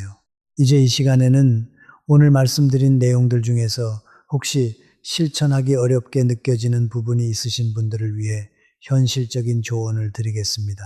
모든 것을 한꺼번에 바꾸려고 하시면 지칩니다. 이것이 가장 흔한 실패의 원인입니다. 오늘부터 모든 것을 새롭게 시작하겠다고 마음먹으면 처음 며칠은 잘 되는 것 같다가도 금방 지치게 됩니다. 대신 이렇게 해보세요. 이번 주에는 딱 하나만 시작하세요. 오늘부터 일주일 동안 매일 아침 집 밖에 나가는 것 하나만 실천해 보세요. 이것이 익숙해지면 다음 주에 하나를 더 하세요. 이렇게 하나씩 차곡차곡 쌓아가는 것이 오래 지속되는 습관을 만드는 방법입니다. 연세대 세브란스 병원 행동의학 연구팀 자료에 따르면 새로운 습관을 한 번에 여러 개 시작하는 것보다 하나씩 차례로 추가하는 방식이 장기적인 습관 유지 성공률이 2.1배 높다고 합니다. 한 번에 하나씩 그것이 비결입니다. 그리고 완벽하게 하려고 하지 마세요. 어떤 날은 비가 와서 밖에 못 나가는 날도 있습니다. 몸이 좀 안 좋은 날도 있습니다. 그런 날이 있다고 해서 포기할 필요는 없습니다. 다음 날 다시 시작하면 됩니다. 우리가 100점을 받지 않아도 됩니다. 60점짜리 하루가 10일 이상 쌓이면 건강이 달라집니다. 어제보다 조금만 더 움직이고, 어제보다 한 번 더 웃고, 어제보다 물 한 컵 더 마시는 것, 이런 작은 차이들이 우리 건강을 지킵니다. 우리 함께 이렇게 시작합시다. 완벽하지 않아도 됩니다. 하지만 포기하지는 말아요. 그것이 우리 세대가 살아온 방식입니다. 어려운 시절에도 포기하지 않으셨던 우리 아닙니까? 자, 이제 또 하나의 이야기를 드리겠습니다. 우리 삶에서 의미를 찾는 것에 대한 이야기입니다. 나이가 들면서 아이들이 독립하고 일을 그만두고 주변 사람들이 하나둘씩 떠나가면서 삶이 허전하게 느껴지시는 분들이 계십니다. 그런데 이 허전함을 방치하면 우리 몸과 마음이 함께 약해집니다. 고려대학교 병원 노년심리연구팀에 따르면 삶의 목적의식이 높은 어르신들이 그렇지 않은 분들보다 치매 발생률이 48% 낮고 심혈관 질환 위험도 33% 낮다는 연구 결과가 있습니다. 삶의 의미가 몸을 지킵니다. 그렇다면 어떻게 삶의 의미를 찾을 수 있을까요? 이것은 사람마다 다릅니다. 어떤 분은 손주를 돌보는 일에서 의미를 찾으십니다. 어떤 분은 텃밭을 가꾸는 일에서 의미를 찾으십니다. 어떤 분은 오랫동안 배우고 싶었던 것을 이제야 배우는 것에서 의미를 찾으십니다. 중요한 것은 그 의미가 얼마나 거창한지가 아닙니다. 내 하루에 기다려지는 무언가가 있는 것, 오늘 내가 해야 할 일이 있다는 느낌, 그것이 삶의 의미입니다. 혹시 지금 삶이 좀 허전하게 느껴지신다면 한 가지 질문을 스스로에게 해보세요. 나는 어릴 때 무엇을 좋아했지? 한 번도 제대로 해보지 못했지만 언젠가는 해보고 싶었던 것이 있지 않습니까? 지금이 그 기회입니다. 그림을 그려보고 싶었다면 지금 시작하세요. 글씨를 쓰고 싶었다면 지금 시작하세요. 악기를 배워보고 싶었다면 지금 시작하세요. 우리 주변 복지관에는 이런 것들을 배울 수 있는 프로그램이 많이 있습니다. 대부분 무료이거나 아주 저렴합니다. 서울아산병원 노년 건강연구 결과에 따르면 창의적인 취미 활동을 하는 어르신들이 그렇지 않은 분들보다 인지기능 저하 속도가 38% 느리다는 보고가 있습니다. 좋아하는 것을 하면서 뇌도 지킬 수 있습니다. 우리가 이제는 우리 자신을 위해 살아도 됩니다. 그동안 가족을 위해, 자식을 위해 헌신해 오셨습니다. 이제는 내가 하고 싶었던 것, 내가 즐거운 것을 찾아가도 됩니다. 그것이 이기적인 것이 아닙니다. 오히려 건강하게 살아계시는 것이 가족들에게 가장 큰 선물입니다. 우리 함께 이 삶을 더 풍요롭게 만들어 가 봅시다. 그리고 이제 한 가지 더 드리고 싶은 이야기가 있습니다. 감사하는 마음에 대한 이야기입니다. 요즘 우리 주변을 보면 불평과 걱정이 넘쳐납니다. 텔레비전에서도 뉴스에서도 주변 이야기를 들어봐도 좋지 않은 이야기들이 많습니다. 그런 이야기들을 계속 접하다 보면 우리 마음도 무거워집니다. 그런데 우리 안에는 사실 감사할 것들이 많습니다. 오늘 아침에 눈을 떴다는 것, 오늘도 밥을 먹을 수 있다는 것, 자녀들이 건강하다는 것, 이런 것들이 모두 감사한 일입니다. 삼성 서울병원 정신건강연구팀 자료에 따르면 매일 감사한 것 3가지를 떠올리는 습관이 수면의 질을 향상시키고 우울증 증상을 줄이고 전반적인 삶의 만족도를 높이는 데 효과가 있다는 연구 결과가 있습니다. 감사가 약이 됩니다. 오늘 저녁에 잠자리에 드시기 전에 딱 3가지만 생각해 보세요. 오늘 내가 감사했던 것 3가지, 아주 작은 것이라도 됩니다. 따뜻한 국밥 한 그릇이 맛있었던 것, 하늘이 파랬던 것, 자녀한테서 전화가 왔던 것, 이런 것들이 모두 감사한 일입니다. 그 감사한 마음이 내일을 살아가는 힘이 됩니다. 그리고 감사한 마음으로 하루를 시작하면 우리 뇌가 더 긍정적인 방향으로 하루를 바라보게 됩니다. 우리 함께 감사하는 마음을 키워갑시다. 그것이 우리 마음을 건강하게 지키는 가장 따뜻한 방법입니다. 자, 이제 정말 마지막 정리를 하겠습니다. 오늘 우리가 함께 나눈 이야기들, 오늘 함께 배운 것들을 한 번 더 마음에 새겨봅시다. 우리가 오늘 함께 이야기한 것의 핵심은 이것입니다. 건강은 어느 날 갑자기 얻어지는 것이 아닙니다. 매일 조금씩 쌓아가는 것입니다. 그리고 그 쌓아가는 과정이 바로 우리가 오늘 말씀드린 습관들입니다. 첫 번째부터 12번째까지 우리가 함께 이야기한 습관들, 이것들을 모두 외우실 필요는 없습니다. 하지만 오늘 가장 마음에 와닿았던 것 하나, 오늘 당장 시작할 수 있는 것 하나, 그것만 기억하고 실천해 주세요. 우리 주변에 건강하게 나이 드시는 분들을 보면 공통점이 있습니다. 매일 꾸준히 무언가를 하십니다. 대단한 것이 아닙니다. 그냥 매일 조금씩 포기하지 않고 이어가시는 것입니다. 우리 세대는 그것을 할 수 있는 사람들입니다. 어렵고 힘든 시절을 버텨온 분들입니다. 포기를 모르는 세대입니다. 그 힘으로 이제 우리 자신의 건강을 지켜가세요. 그리고 우리가 건강해야 우리 가족도 행복합니다. 우리가 스스로 살아갈 수 있어야 자녀들에게 짐이 되지 않습니다. 손주들 옆에서 오래 있을 수 있습니다. 우리의 건강이 곧 가족 모두의 행복입니다.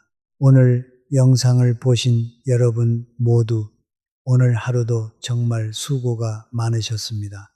우리가 함께 이 긴 시간을 보냈습니다. 그 시간이 결코 헛되지 않을 것입니다. 오늘 이 자리에서 배운 것들이 씨앗이 되어 여러분의 건강한 내일을 만들어 갈 것입니다. 우리 지식한상 가족 여러분 항상 응원합니다. 더 좋은 정보로 다시 찾아뵙겠습니다. 이 영상이 도움이 되셨다면 좋아요를 눌러주시고 구독해 주시면 더 많은 분들에게 건강 정보를 전달할 수 있습니다. 댓글로 오늘 실천하실 것 한 가지를 남겨주시면 우리 함께 응원하겠습니다. 건강한 노후 함께 만들어요. 여러분, 우리가 지금까지 정말 많은 이야기를 함께 나눴습니다. 그런데 아직 하나 더 드리고 싶은 이야기가 있습니다. 우리 몸에서 가장 조용하게, 가장 무섭게 진행되는 두 가지 질환에 대한 이야기입니다. 고혈압과 당뇨입니다. 이 두 가지를 따로 이야기하는 이유가 있습니다. 우리 주변에서 고혈압이나 당뇨가 있다고 하시는 분들을 많이 보셨을 것입니다. 그런데 많은 분들이 이것을 그냥 나이가 들면 생기는 것이라고 여기시고 심각하게 생각하지 않으시는 경우가 있습니다. 그러나 이것이 오해입니다. 서울대학교 병원 순환기내과 연구팀에 따르면 고혈압이 오래 조절되지 않으면 혈관이 딱딱해지면서 뇌졸중 위험이 3.4배, 심장질환 위험이 2.8배 높아진다고 합니다. 그리고 이 합병증이 생기면 삶이 갑자기 달라집니다. 독립적인 생활이 어려워질 수 있습니다. 그런데 좋은 소식이 있습니다. 고혈압은 관리할 수 있습니다. 그리고 오늘 말씀드린 습관들이 고혈압 관리에 직접적으로 도움이 됩니다. 먼저 나트륨을 줄이세요. 우리나라 음식은 전통적으로 간이 센 편입니다. 국, 찌개, 김치, 젓갈 이런 음식들에 나트륨이 많이 들어 있습니다. 삼성서울병원 심장내과 자료에 따르면 나트륨 섭취를 하루 2g 줄이면 수축기 혈압이 평균 5에서 6 정도 낮아진다고 합니다. 국물을 조금 덜 드시고 소금을 조금 덜 넣고 이것만으로도 혈압에 도움이 됩니다. 그리고 규칙적인 걷기 운동이 혈압을 낮추는데 효과가 있습니다. 하루 30분, 주 5일 걷는 것만으로도 혈압이 평균 4에서 9 정도 낮아지는 효과가 있다는 연구 결과가 있습니다. 우리가 첫 번째 습관으로 이야기한 매일 집 밖으로 나가서 걷는 것이 바로 혈압 관리에도 도움이 되는 것입니다. 술을 줄이는 것도 중요합니다. 특히 많은 양의 음주가 혈압을 높이고 폐허장강에 나쁜 영향을 줍니다. 드신다면 적당히 드시고 될 수 있으면 줄이시는 것이 혈압 관리에 큰 도움이 됩니다. 이제 당뇨 이야기를 하겠습니다. 당뇨는 혈액 속에 당분이 너무 많아지는 병입니다. 그런데 무서운 것은 초기에는 거의 증상이 없다는 것입니다. 모르고 지내다가 나중에 눈이 나빠지거나 발의 감각이 없어지거나 신장 기능이 떨어지는 등의 합병증이 생기고 나서야 발견하시는 경우가 많습니다. 질병관리청 통계에 따르면 우리나라 60세 이상 어르신들 중 당뇨가 있는 분이 27%에 달하고 당뇨 전 단계까지 포함하면 그 비율이 더욱 높아집니다. 그런데 이분들 중 많은 수가 자신이 당뇨가 있다는 사실을 모르고 계십니다. 그래서 정기 혈당 검사가 중요합니다. 최소 1년에 한 번은 혈당 검사를 받아보세요. 가까운 보건소에서 무료로 받으실 수 있습니다. 당뇨 예방과 관리에 가장 효과적인 것은 역시 식사와 운동입니다. 식사를 할 때는 채소를 먼저 드시고 그 다음에 단백질을 드시고 마지막에 밥을 드세요. 이 순서만 바꿔도 식후 혈당 상승이 눈에 띄게 줄어든다는 것이 고려대학교 병원 당뇨 클리닉에서 확인되었습니다. 그리고 흰쌀밥을 현미나 보리쌀로 바꿔보세요. 완전히 바꾸기 어려우시면 흰쌀과 현미를 반반씩 섞어 드세요. 이것만으로도 혈당 조절에 도움이 됩니다. 식후에는 꼭 움직이세요. 앞서 말씀드린 것처럼 식후 10분에서 15분 걷기가 혈당을 조절하는 데 효과가 있습니다. 설거지를 하고 나서 집안을 천천히 걸어보세요. 그것만으로도 충분합니다. 고혈압이나 당뇨 진단을 받으셨다면 절대로 약을 마음대로 조절하거나 끊지 마세요. 담당 의사와 충분히 상의하고 처방에 따라 꾸준히 복용하는 것이 가장 중요합니다. 그리고 꾸준한 생활, 습관 개선이 함께 이루어질 때 가장 좋은 결과를 얻을 수 있습니다. 우리 함께 이 두 가지 고혈압과 당뇨를 잘 관리하면서 건강한 노후를 만들어 갑시다. 자, 이제 우리 몸 안에서 일어나는 또 하나의 중요한 이야기를 드리겠습니다. 면역력에 관한 이야기입니다. 나이가 들면 면역 기능이 떨어집니다. 이것은 피할 수 없는 사실입니다. 그래서 어르신들이 젊은 분들보다 같은 감기에도 더 오래 앓고 폐렴이나 독감으로 더 심하게 고생하는 경우가 많습니다. 서울 아산병원 감염의학과 자료에 따르면 65세 이상 어르신들의 독감 합병증 발생률이 젊은 성인보다 훨씬 높으며 폐렴으로 발전하는 경우도 많다고 합니다. 그래서 어르신들에게 독감 예방접종이 특히 중요합니다. 매년 10월에서 11월 사이에 독감 예방접종을 맞으세요. 가까운 보건소에서 무료로 받으실 수 있습니다. 폐렴구균 예방접종도 중요합니다. 폐렴은 어르신들에게 특히 위험한 질환입니다. 폐렴구균 예방접종은 한 번 맞으면 오래 효과가 지속됩니다. 아직 맞으시지 않은 분들은 담당 의사께 문의해 보세요. 면역력을 높이는 데 도움이 되는 생활 습관들도 있습니다. 충분한 수면이 가장 중요합니다. 수면 중에 면역세포가 활발하게 생산되기 때문입니다. 우리가 8번째 습관으로 이야기한 수면 관리가 바로 면역력 관리이기도 합니다. 균형 잡힌 영양 섭취도 중요합니다. 특히 비타민C가 풍부한 음식을 드세요. 귤, 오렌지, 키위, 딸기, 파프리카 등의 비타민C가 많이 들어 있습니다. 비타민C는 면역세포가 제대로 기능하는 데 필요한 영양소입니다. 그리고 과도한 스트레스가 면역력을 떨어뜨린다는 것을 기억하세요. 그래서 우리가 11번째 습관으로 이야기한 스트레스를 건강하게 해소하는 것이 면역력 관리와도 연결됩니다. 우리 함께 면역력을 지켜나가면서 건강한 계절을 보낼 수 있기를 바랍니다. 이제 이 이야기를 드리겠습니다. 우리 주변에 어르신들이 겪는 고독사라는 문제가 있습니다. 이것은 아주 안타까운 현실입니다. 혼자 사시는 어르신들 중에서 아무도 모르게 쓸쓸히 세상을 떠나시는 경우가 생기고 있습니다. 연세대 세브란스 병원 사회의학 연구팀 자료에 따르면 혼자 사시는 어르신들은 그렇지 않은 분들보다 고독사 위험이 높을 뿐만 아니라 일상 속에서 도움이 필요할 때 도움을 받지 못하는 상황에 처할 가능성이 훨씬 높다고 합니다. 이것을 방지하기 위해 우리가 할 수 있는 것들이 있습니다. 첫째, 주변에 혼자 사시는 어르신이 계시다면 정기적으로 안부를 확인해 주세요. 우리가 우리 이웃을 챙기는 것이 중요합니다.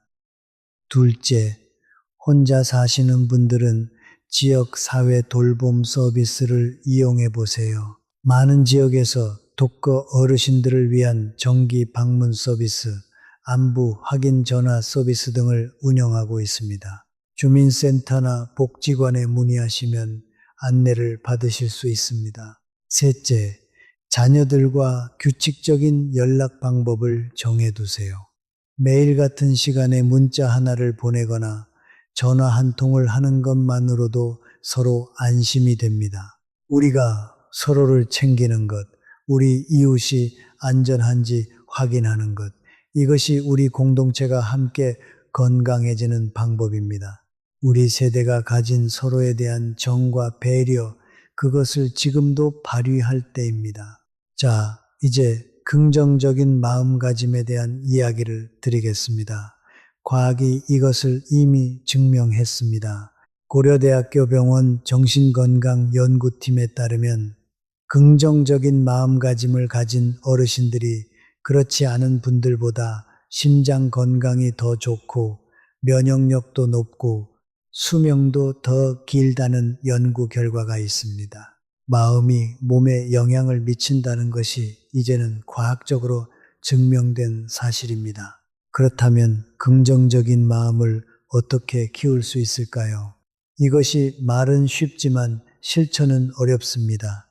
몸이 아프고 외롭고 걱정이 많은데 긍정적으로 생각하라고 하면 억지스럽게 느껴질 수 있습니다. 그래서 현실적인 방법을 드리겠습니다. 긍정적인 마음을 갑자기 만들려고 하지 마세요. 대신 부정적인 생각이 오래 머물지 않도록 하는 방법을 사용하세요. 무언가 걱정이 생기면 이 질문을 해보세요. 내가 지금 할 수 있는 것이 있는가, 없는가? 할 수 있는 것이 있다면 그것을 하세요. 할 수 있는 것이 없다면 그 걱정을 내려놓으세요. 내가 바꿀 수 없는 것을 걱정하며 시간을 보내는 것보다 내가 할 수 있는 것에 집중하는 것이 훨씬 건강합니다. 삼성서울병원 심리상담팀에서 권장하는 방법이 하나 있습니다.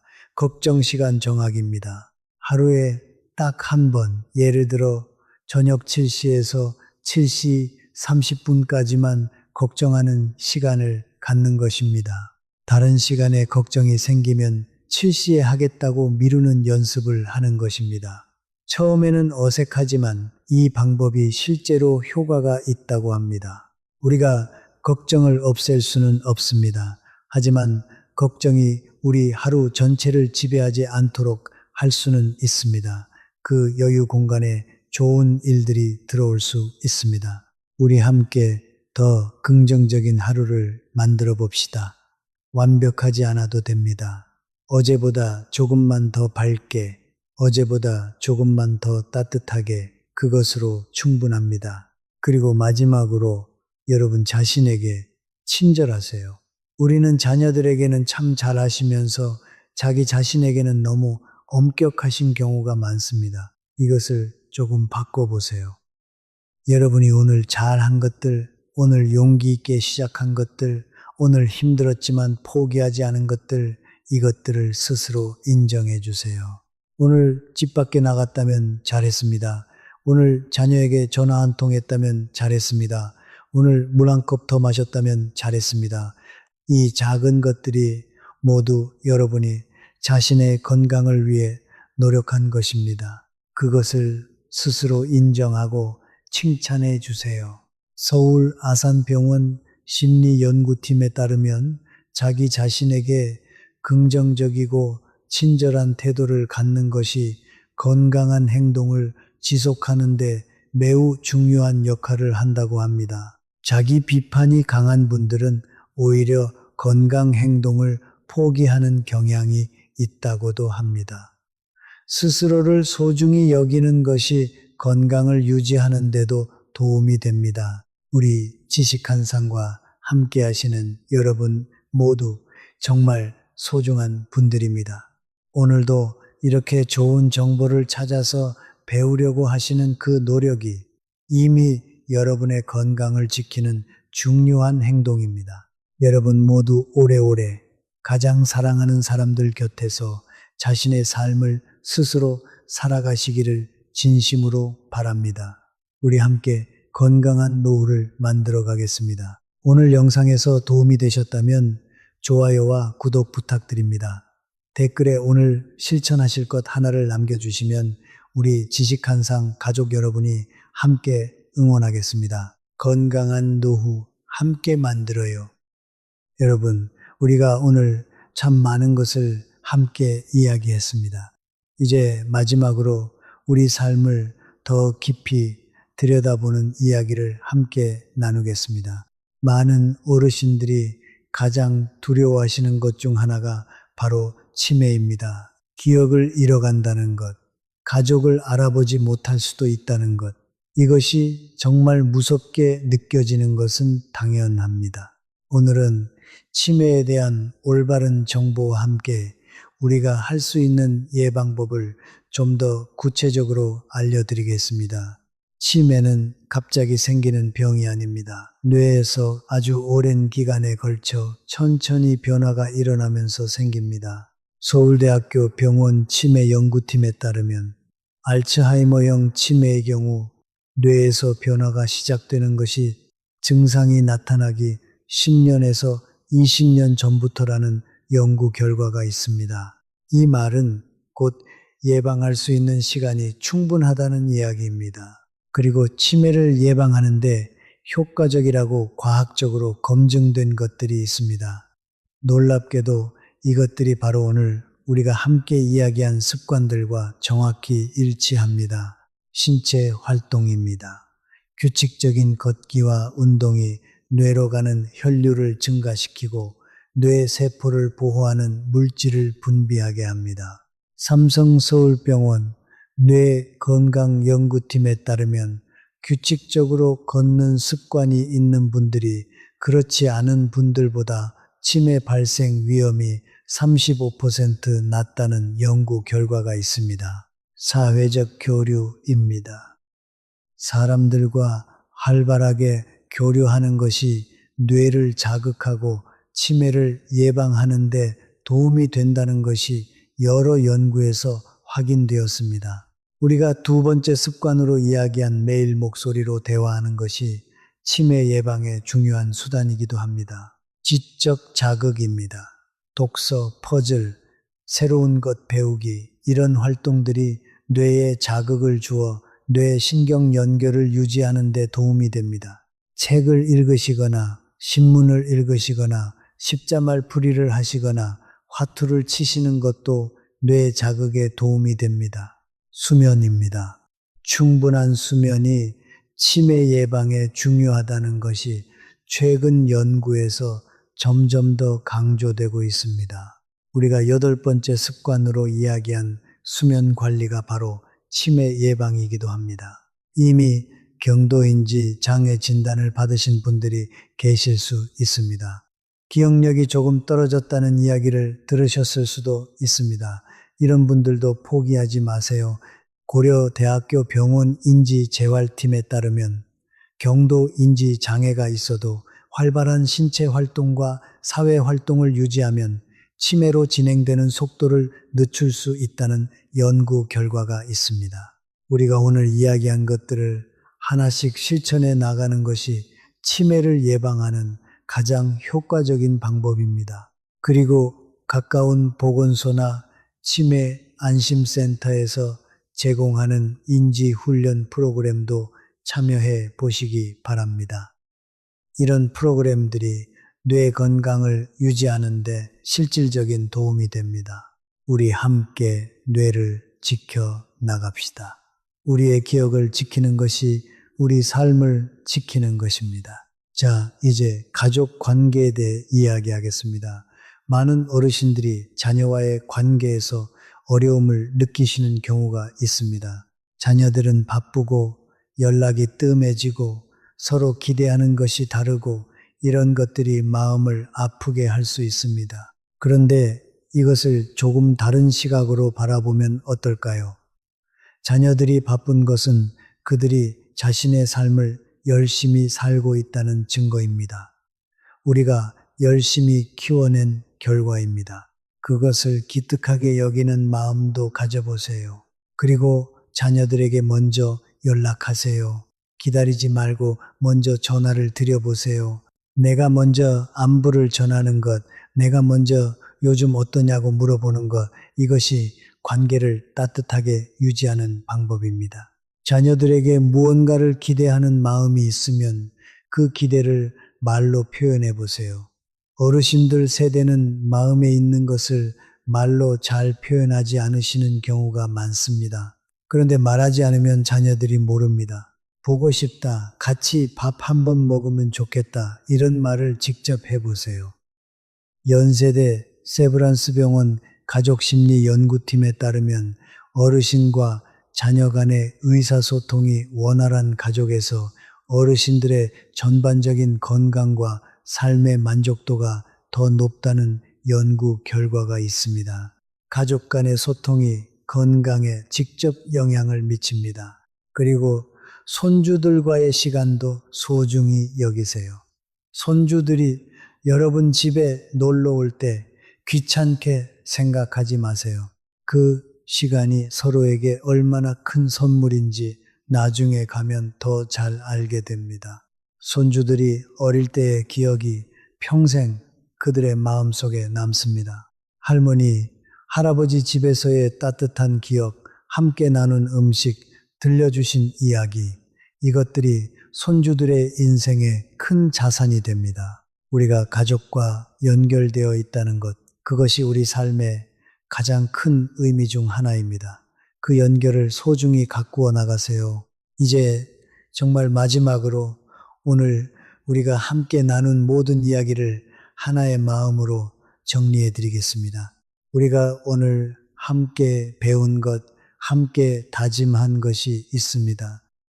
매일 집 밖으로 나가는 것, 누군가와 목소리로 대화하는 것, 스스로 결정하는 것, 미리 준비하는 것, 누군가에게 필요한 사람이 되는 것, 뇌를 깨우는 아침 루틴, 근육을 지키는 의자 운동, 수면을 지키는 저녁 루틴, 뇌에 좋은 식사, 깊은 관계 유지하기, 스트레스 건강하게 해소하기, 정기 검진 빠지지 않기, 이 12가지가 우리의 건강한 노후를 지키는 핵심 습관들입니다. 그리고 오늘 우리가 함께 이야기한 것들, 고혈압과 당뇨 관리, 면역력 유지, 공동체와 연결 유지, 치매 예방, 가족과의 소통, 긍정적인 마음가짐, 이 모든 것들이 결국 하나로 연결됩니다. 우리 자신을 소중히 여기는 것입니다. 우리가 건강해야 합니다. 우리가 오래 살아야 합니다. 우리가 힘이 있어야 합니다. 그래야 사랑하는 사람들 곁에 오래 있을 수 있습니다. 그래야 손주들이 자라는 것을 볼 수 있습니다. 그래야 가족이 행복합니다. 오늘 이 영상을 끝까지 보신 여러분 정말 대단하십니다. 이렇게 긴 시간 동안 자신의 건강을 위해 시간을 내셨다는 것 자체가 이미 훌륭한 일입니다. 오늘 배운 것 중에서 딱 하나만 실천해 보세요. 작게 시작하셔도 됩니다. 오늘 저녁 커튼을 잘 쳐서 내일 아침 햇빛이 들어오게 준비해 두는 것, 그것 하나만 해도 오늘 영상이 도움이 된 것입니다. 우리 지식한상 가족 여러분, 언제나 여러분의 건강을 응원합니다. 우리가 함께하는 한 여러분은 혼자가 아닙니다. 앞으로도 더 좋은 정보로 여러분 곁에 찾아오겠습니다. 이 영상이 도움이 되셨다면 좋아요와 구독 부탁드립니다. 이 정보를 주변 분들과 나눠주시면 더 많은 분들에게 도움이 됩니다. 댓글에 오늘 다짐을 한 줄만 남겨주세요. 우리 함께 응원하겠습니다. 건강한 노후 함께 만들어요. 우리 이제 몇 가지 더 중요한 이야기를 나눠봅시다. 아직 드리지 못한 이야기들이 있습니다. 우리 삶 속에서 자주 놓치는 부분들인데 알고 나면 바로 실천하실 수 있는 것들입니다. 먼저 물 이야기를 조금 더 해보겠습니다. 앞서 수분 보충에 대해 말씀드렸는데 구체적으로 어떻게 하면 물을 충분히 드실 수 있는지 방법을 알려드리겠습니다. 많은 분들이 물을 드시려고 해도 막상 하루에 얼마나 마셔야 하는지, 어떤 물이 좋은지 잘 모르시는 경우가 있습니다. 서울 아산병원 신장내과 자료에 따르면 어르신들에게 권장되는 하루 수분 섭취량은 체중 1kg당 약 30에서 35ml입니다. 60kg이신 분은 하루에 약 1.8리터에서 2.1리터가 필요합니다. 이것이 많게 느껴지실 수 있지만 음식에 포함된 수분도 포함되므로 실제로는 하루 6잔에서 8잔 정도의 물을 드시면 됩니다. 물을 드시는 좋은 방법을 알려드리겠습니다. 식탁 위에 물 한 잔을 미리 준비해 두세요. 눈에 띄는 곳에 있으면 저절로 마시게 됩니다. 그리고 식사 30분 전에 물 한 잔을 마시면 소화에도 도움이 됩니다. 거꾸로 식사 중에 물을 너무 많이 마시면 소화액을 희석시켜 소화가 잘 안 될 수 있습니다. 밤에는 취침 1시간 전에 물 한 잔을 드시는 것이 좋습니다. 밤새 자는 동안 수분이 줄어드는 것을 조금이나마 보충해 줍니다. 그리고 아침에 눈 뜨면 바로 물 한 잔. 이것이 하루를 시작하는 좋은 방법입니다. 커피는 이뇨작용이 있어서 오히려 수분을 빠져나가게 할 수 있습니다. 커피를 드시면 같은 양의 물을 추가로 드시는 것이 좋습니다. 그리고 탄산음료나 단음료는 당분이 많아서 혈당에 영향을 줄 수 있으니 주의하세요. 우리 몸의 73%가 물입니다. 물이 충분해야 혈액이 잘 흐르고 신장이 잘 기능하고 관절이 잘 움직이고 뇌도 잘 기능합니다. 물 한 잔이 우리 몸 전체를 지킵니다. 자, 이제 계절별 건강 관리에 대한 이야기를 드리겠습니다. 사계절이 뚜렷한 우리나라에서 계절에 따라 건강 관리 방법도 달라져야 합니다. 봄에는 황사와 꽃가루에 주의하세요. 알레르기가 있으신 분들은 특히 조심하셔야 합니다. 외출 시에는 마스크를 착용하시고 귀가 후에는 꼭 손을 씻으세요. 봄에는 또한 일교차가 크기 때문에 얇은 옷을 겹쳐 입어서 체온 조절에 신경을 쓰세요. 여름에는 더위와 탈수에 주의하세요.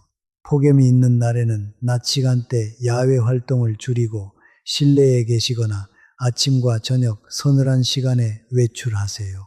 여름에는 수분 보충이 더욱 중요합니다. 땀으로 수분이 많이 빠져나가기 때문입니다. 질병관리청 자료에 따르면 65세 이상 어르신들은 폭염으로 인한 온열 질환에 특히 취약하다고 합니다. 에어컨이 없으신 분들은 가까운 경로당이나 복지관의 무더위 쉼터를 이용하세요. 가을은 우리 몸이 겨울을 준비하는 시간입니다. 이때 규칙적인 운동과 충분한 영양 섭취로 면역력을 높여두는 것이 중요합니다. 그리고 가을에 독감 예방 접종을 맞으세요. 겨울에는 낙상 사고가 가장 많이 일어나는 계절입니다. 눈이 오거나 빙판이 생겼을 때는 외출을 자제하거나 충분히 조심하세요. 미끄럼 방지 신발을 사용하시는 것도 좋습니다. 겨울에는 실내 온도를 너무 낮추지 마세요. 갑작스러운 온도 변화가 혈압에 영향을 줄 수 있습니다. 그리고 모든 계절에 걸쳐 중요한 것이 있습니다. 충분한 빛을 받는 것입니다.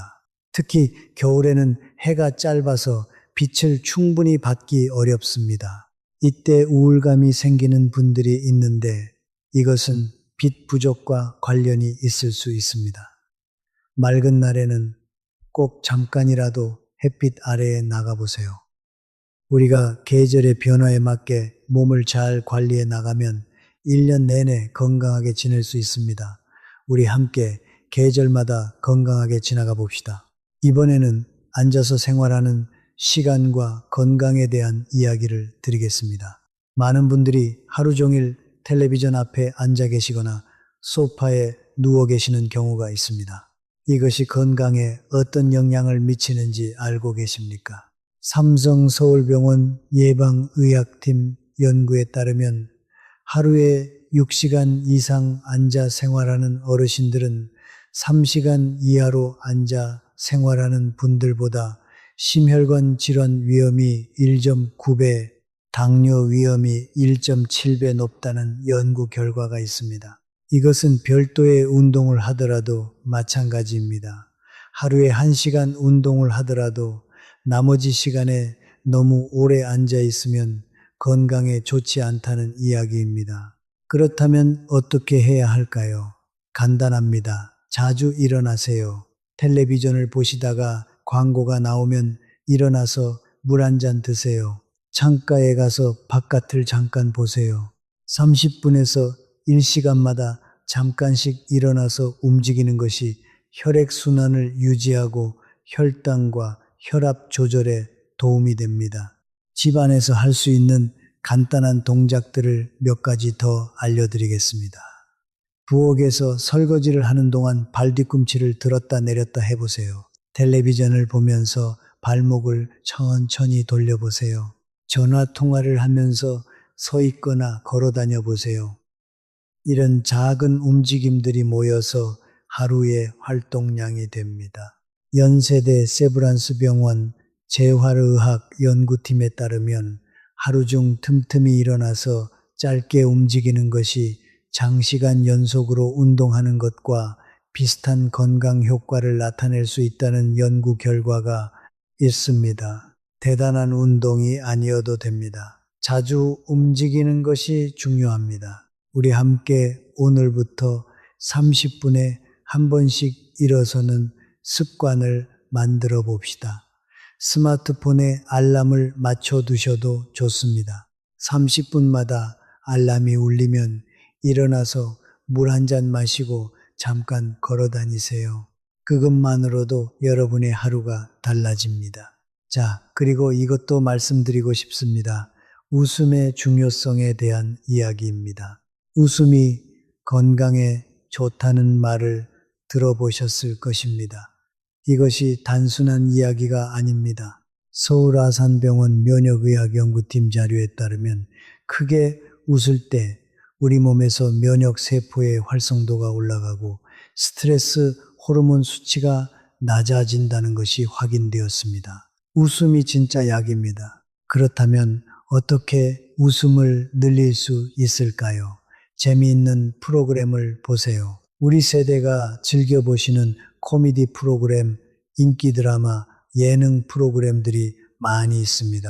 이런 것들을 즐기는 것이 건강을 위한 일입니다. 죄책감 없이 즐기세요. 친구나 가족과 즐거운 이야기를 나누세요. 웃긴 이야기, 지난날의 재미있는 기억들을 함께 떠올려 보세요. 함께 웃는 시간이 우리를 더 건강하게 만들어줍니다. 그리고 혼자서도 웃는 연습을 해보세요. 웃는 표정을 짓는 것만으로도 뇌가 기분 좋다는 신호를 받는다는 연구 결과가 있습니다. 아침에 거울을 보면서 한번 활짝 웃어보세요. 처음에는 억지스러울 수 있지만 습관이 되면 자연스러워집니다. 우리 함께 더 많이 웃는 하루를 만들어 가봅시다.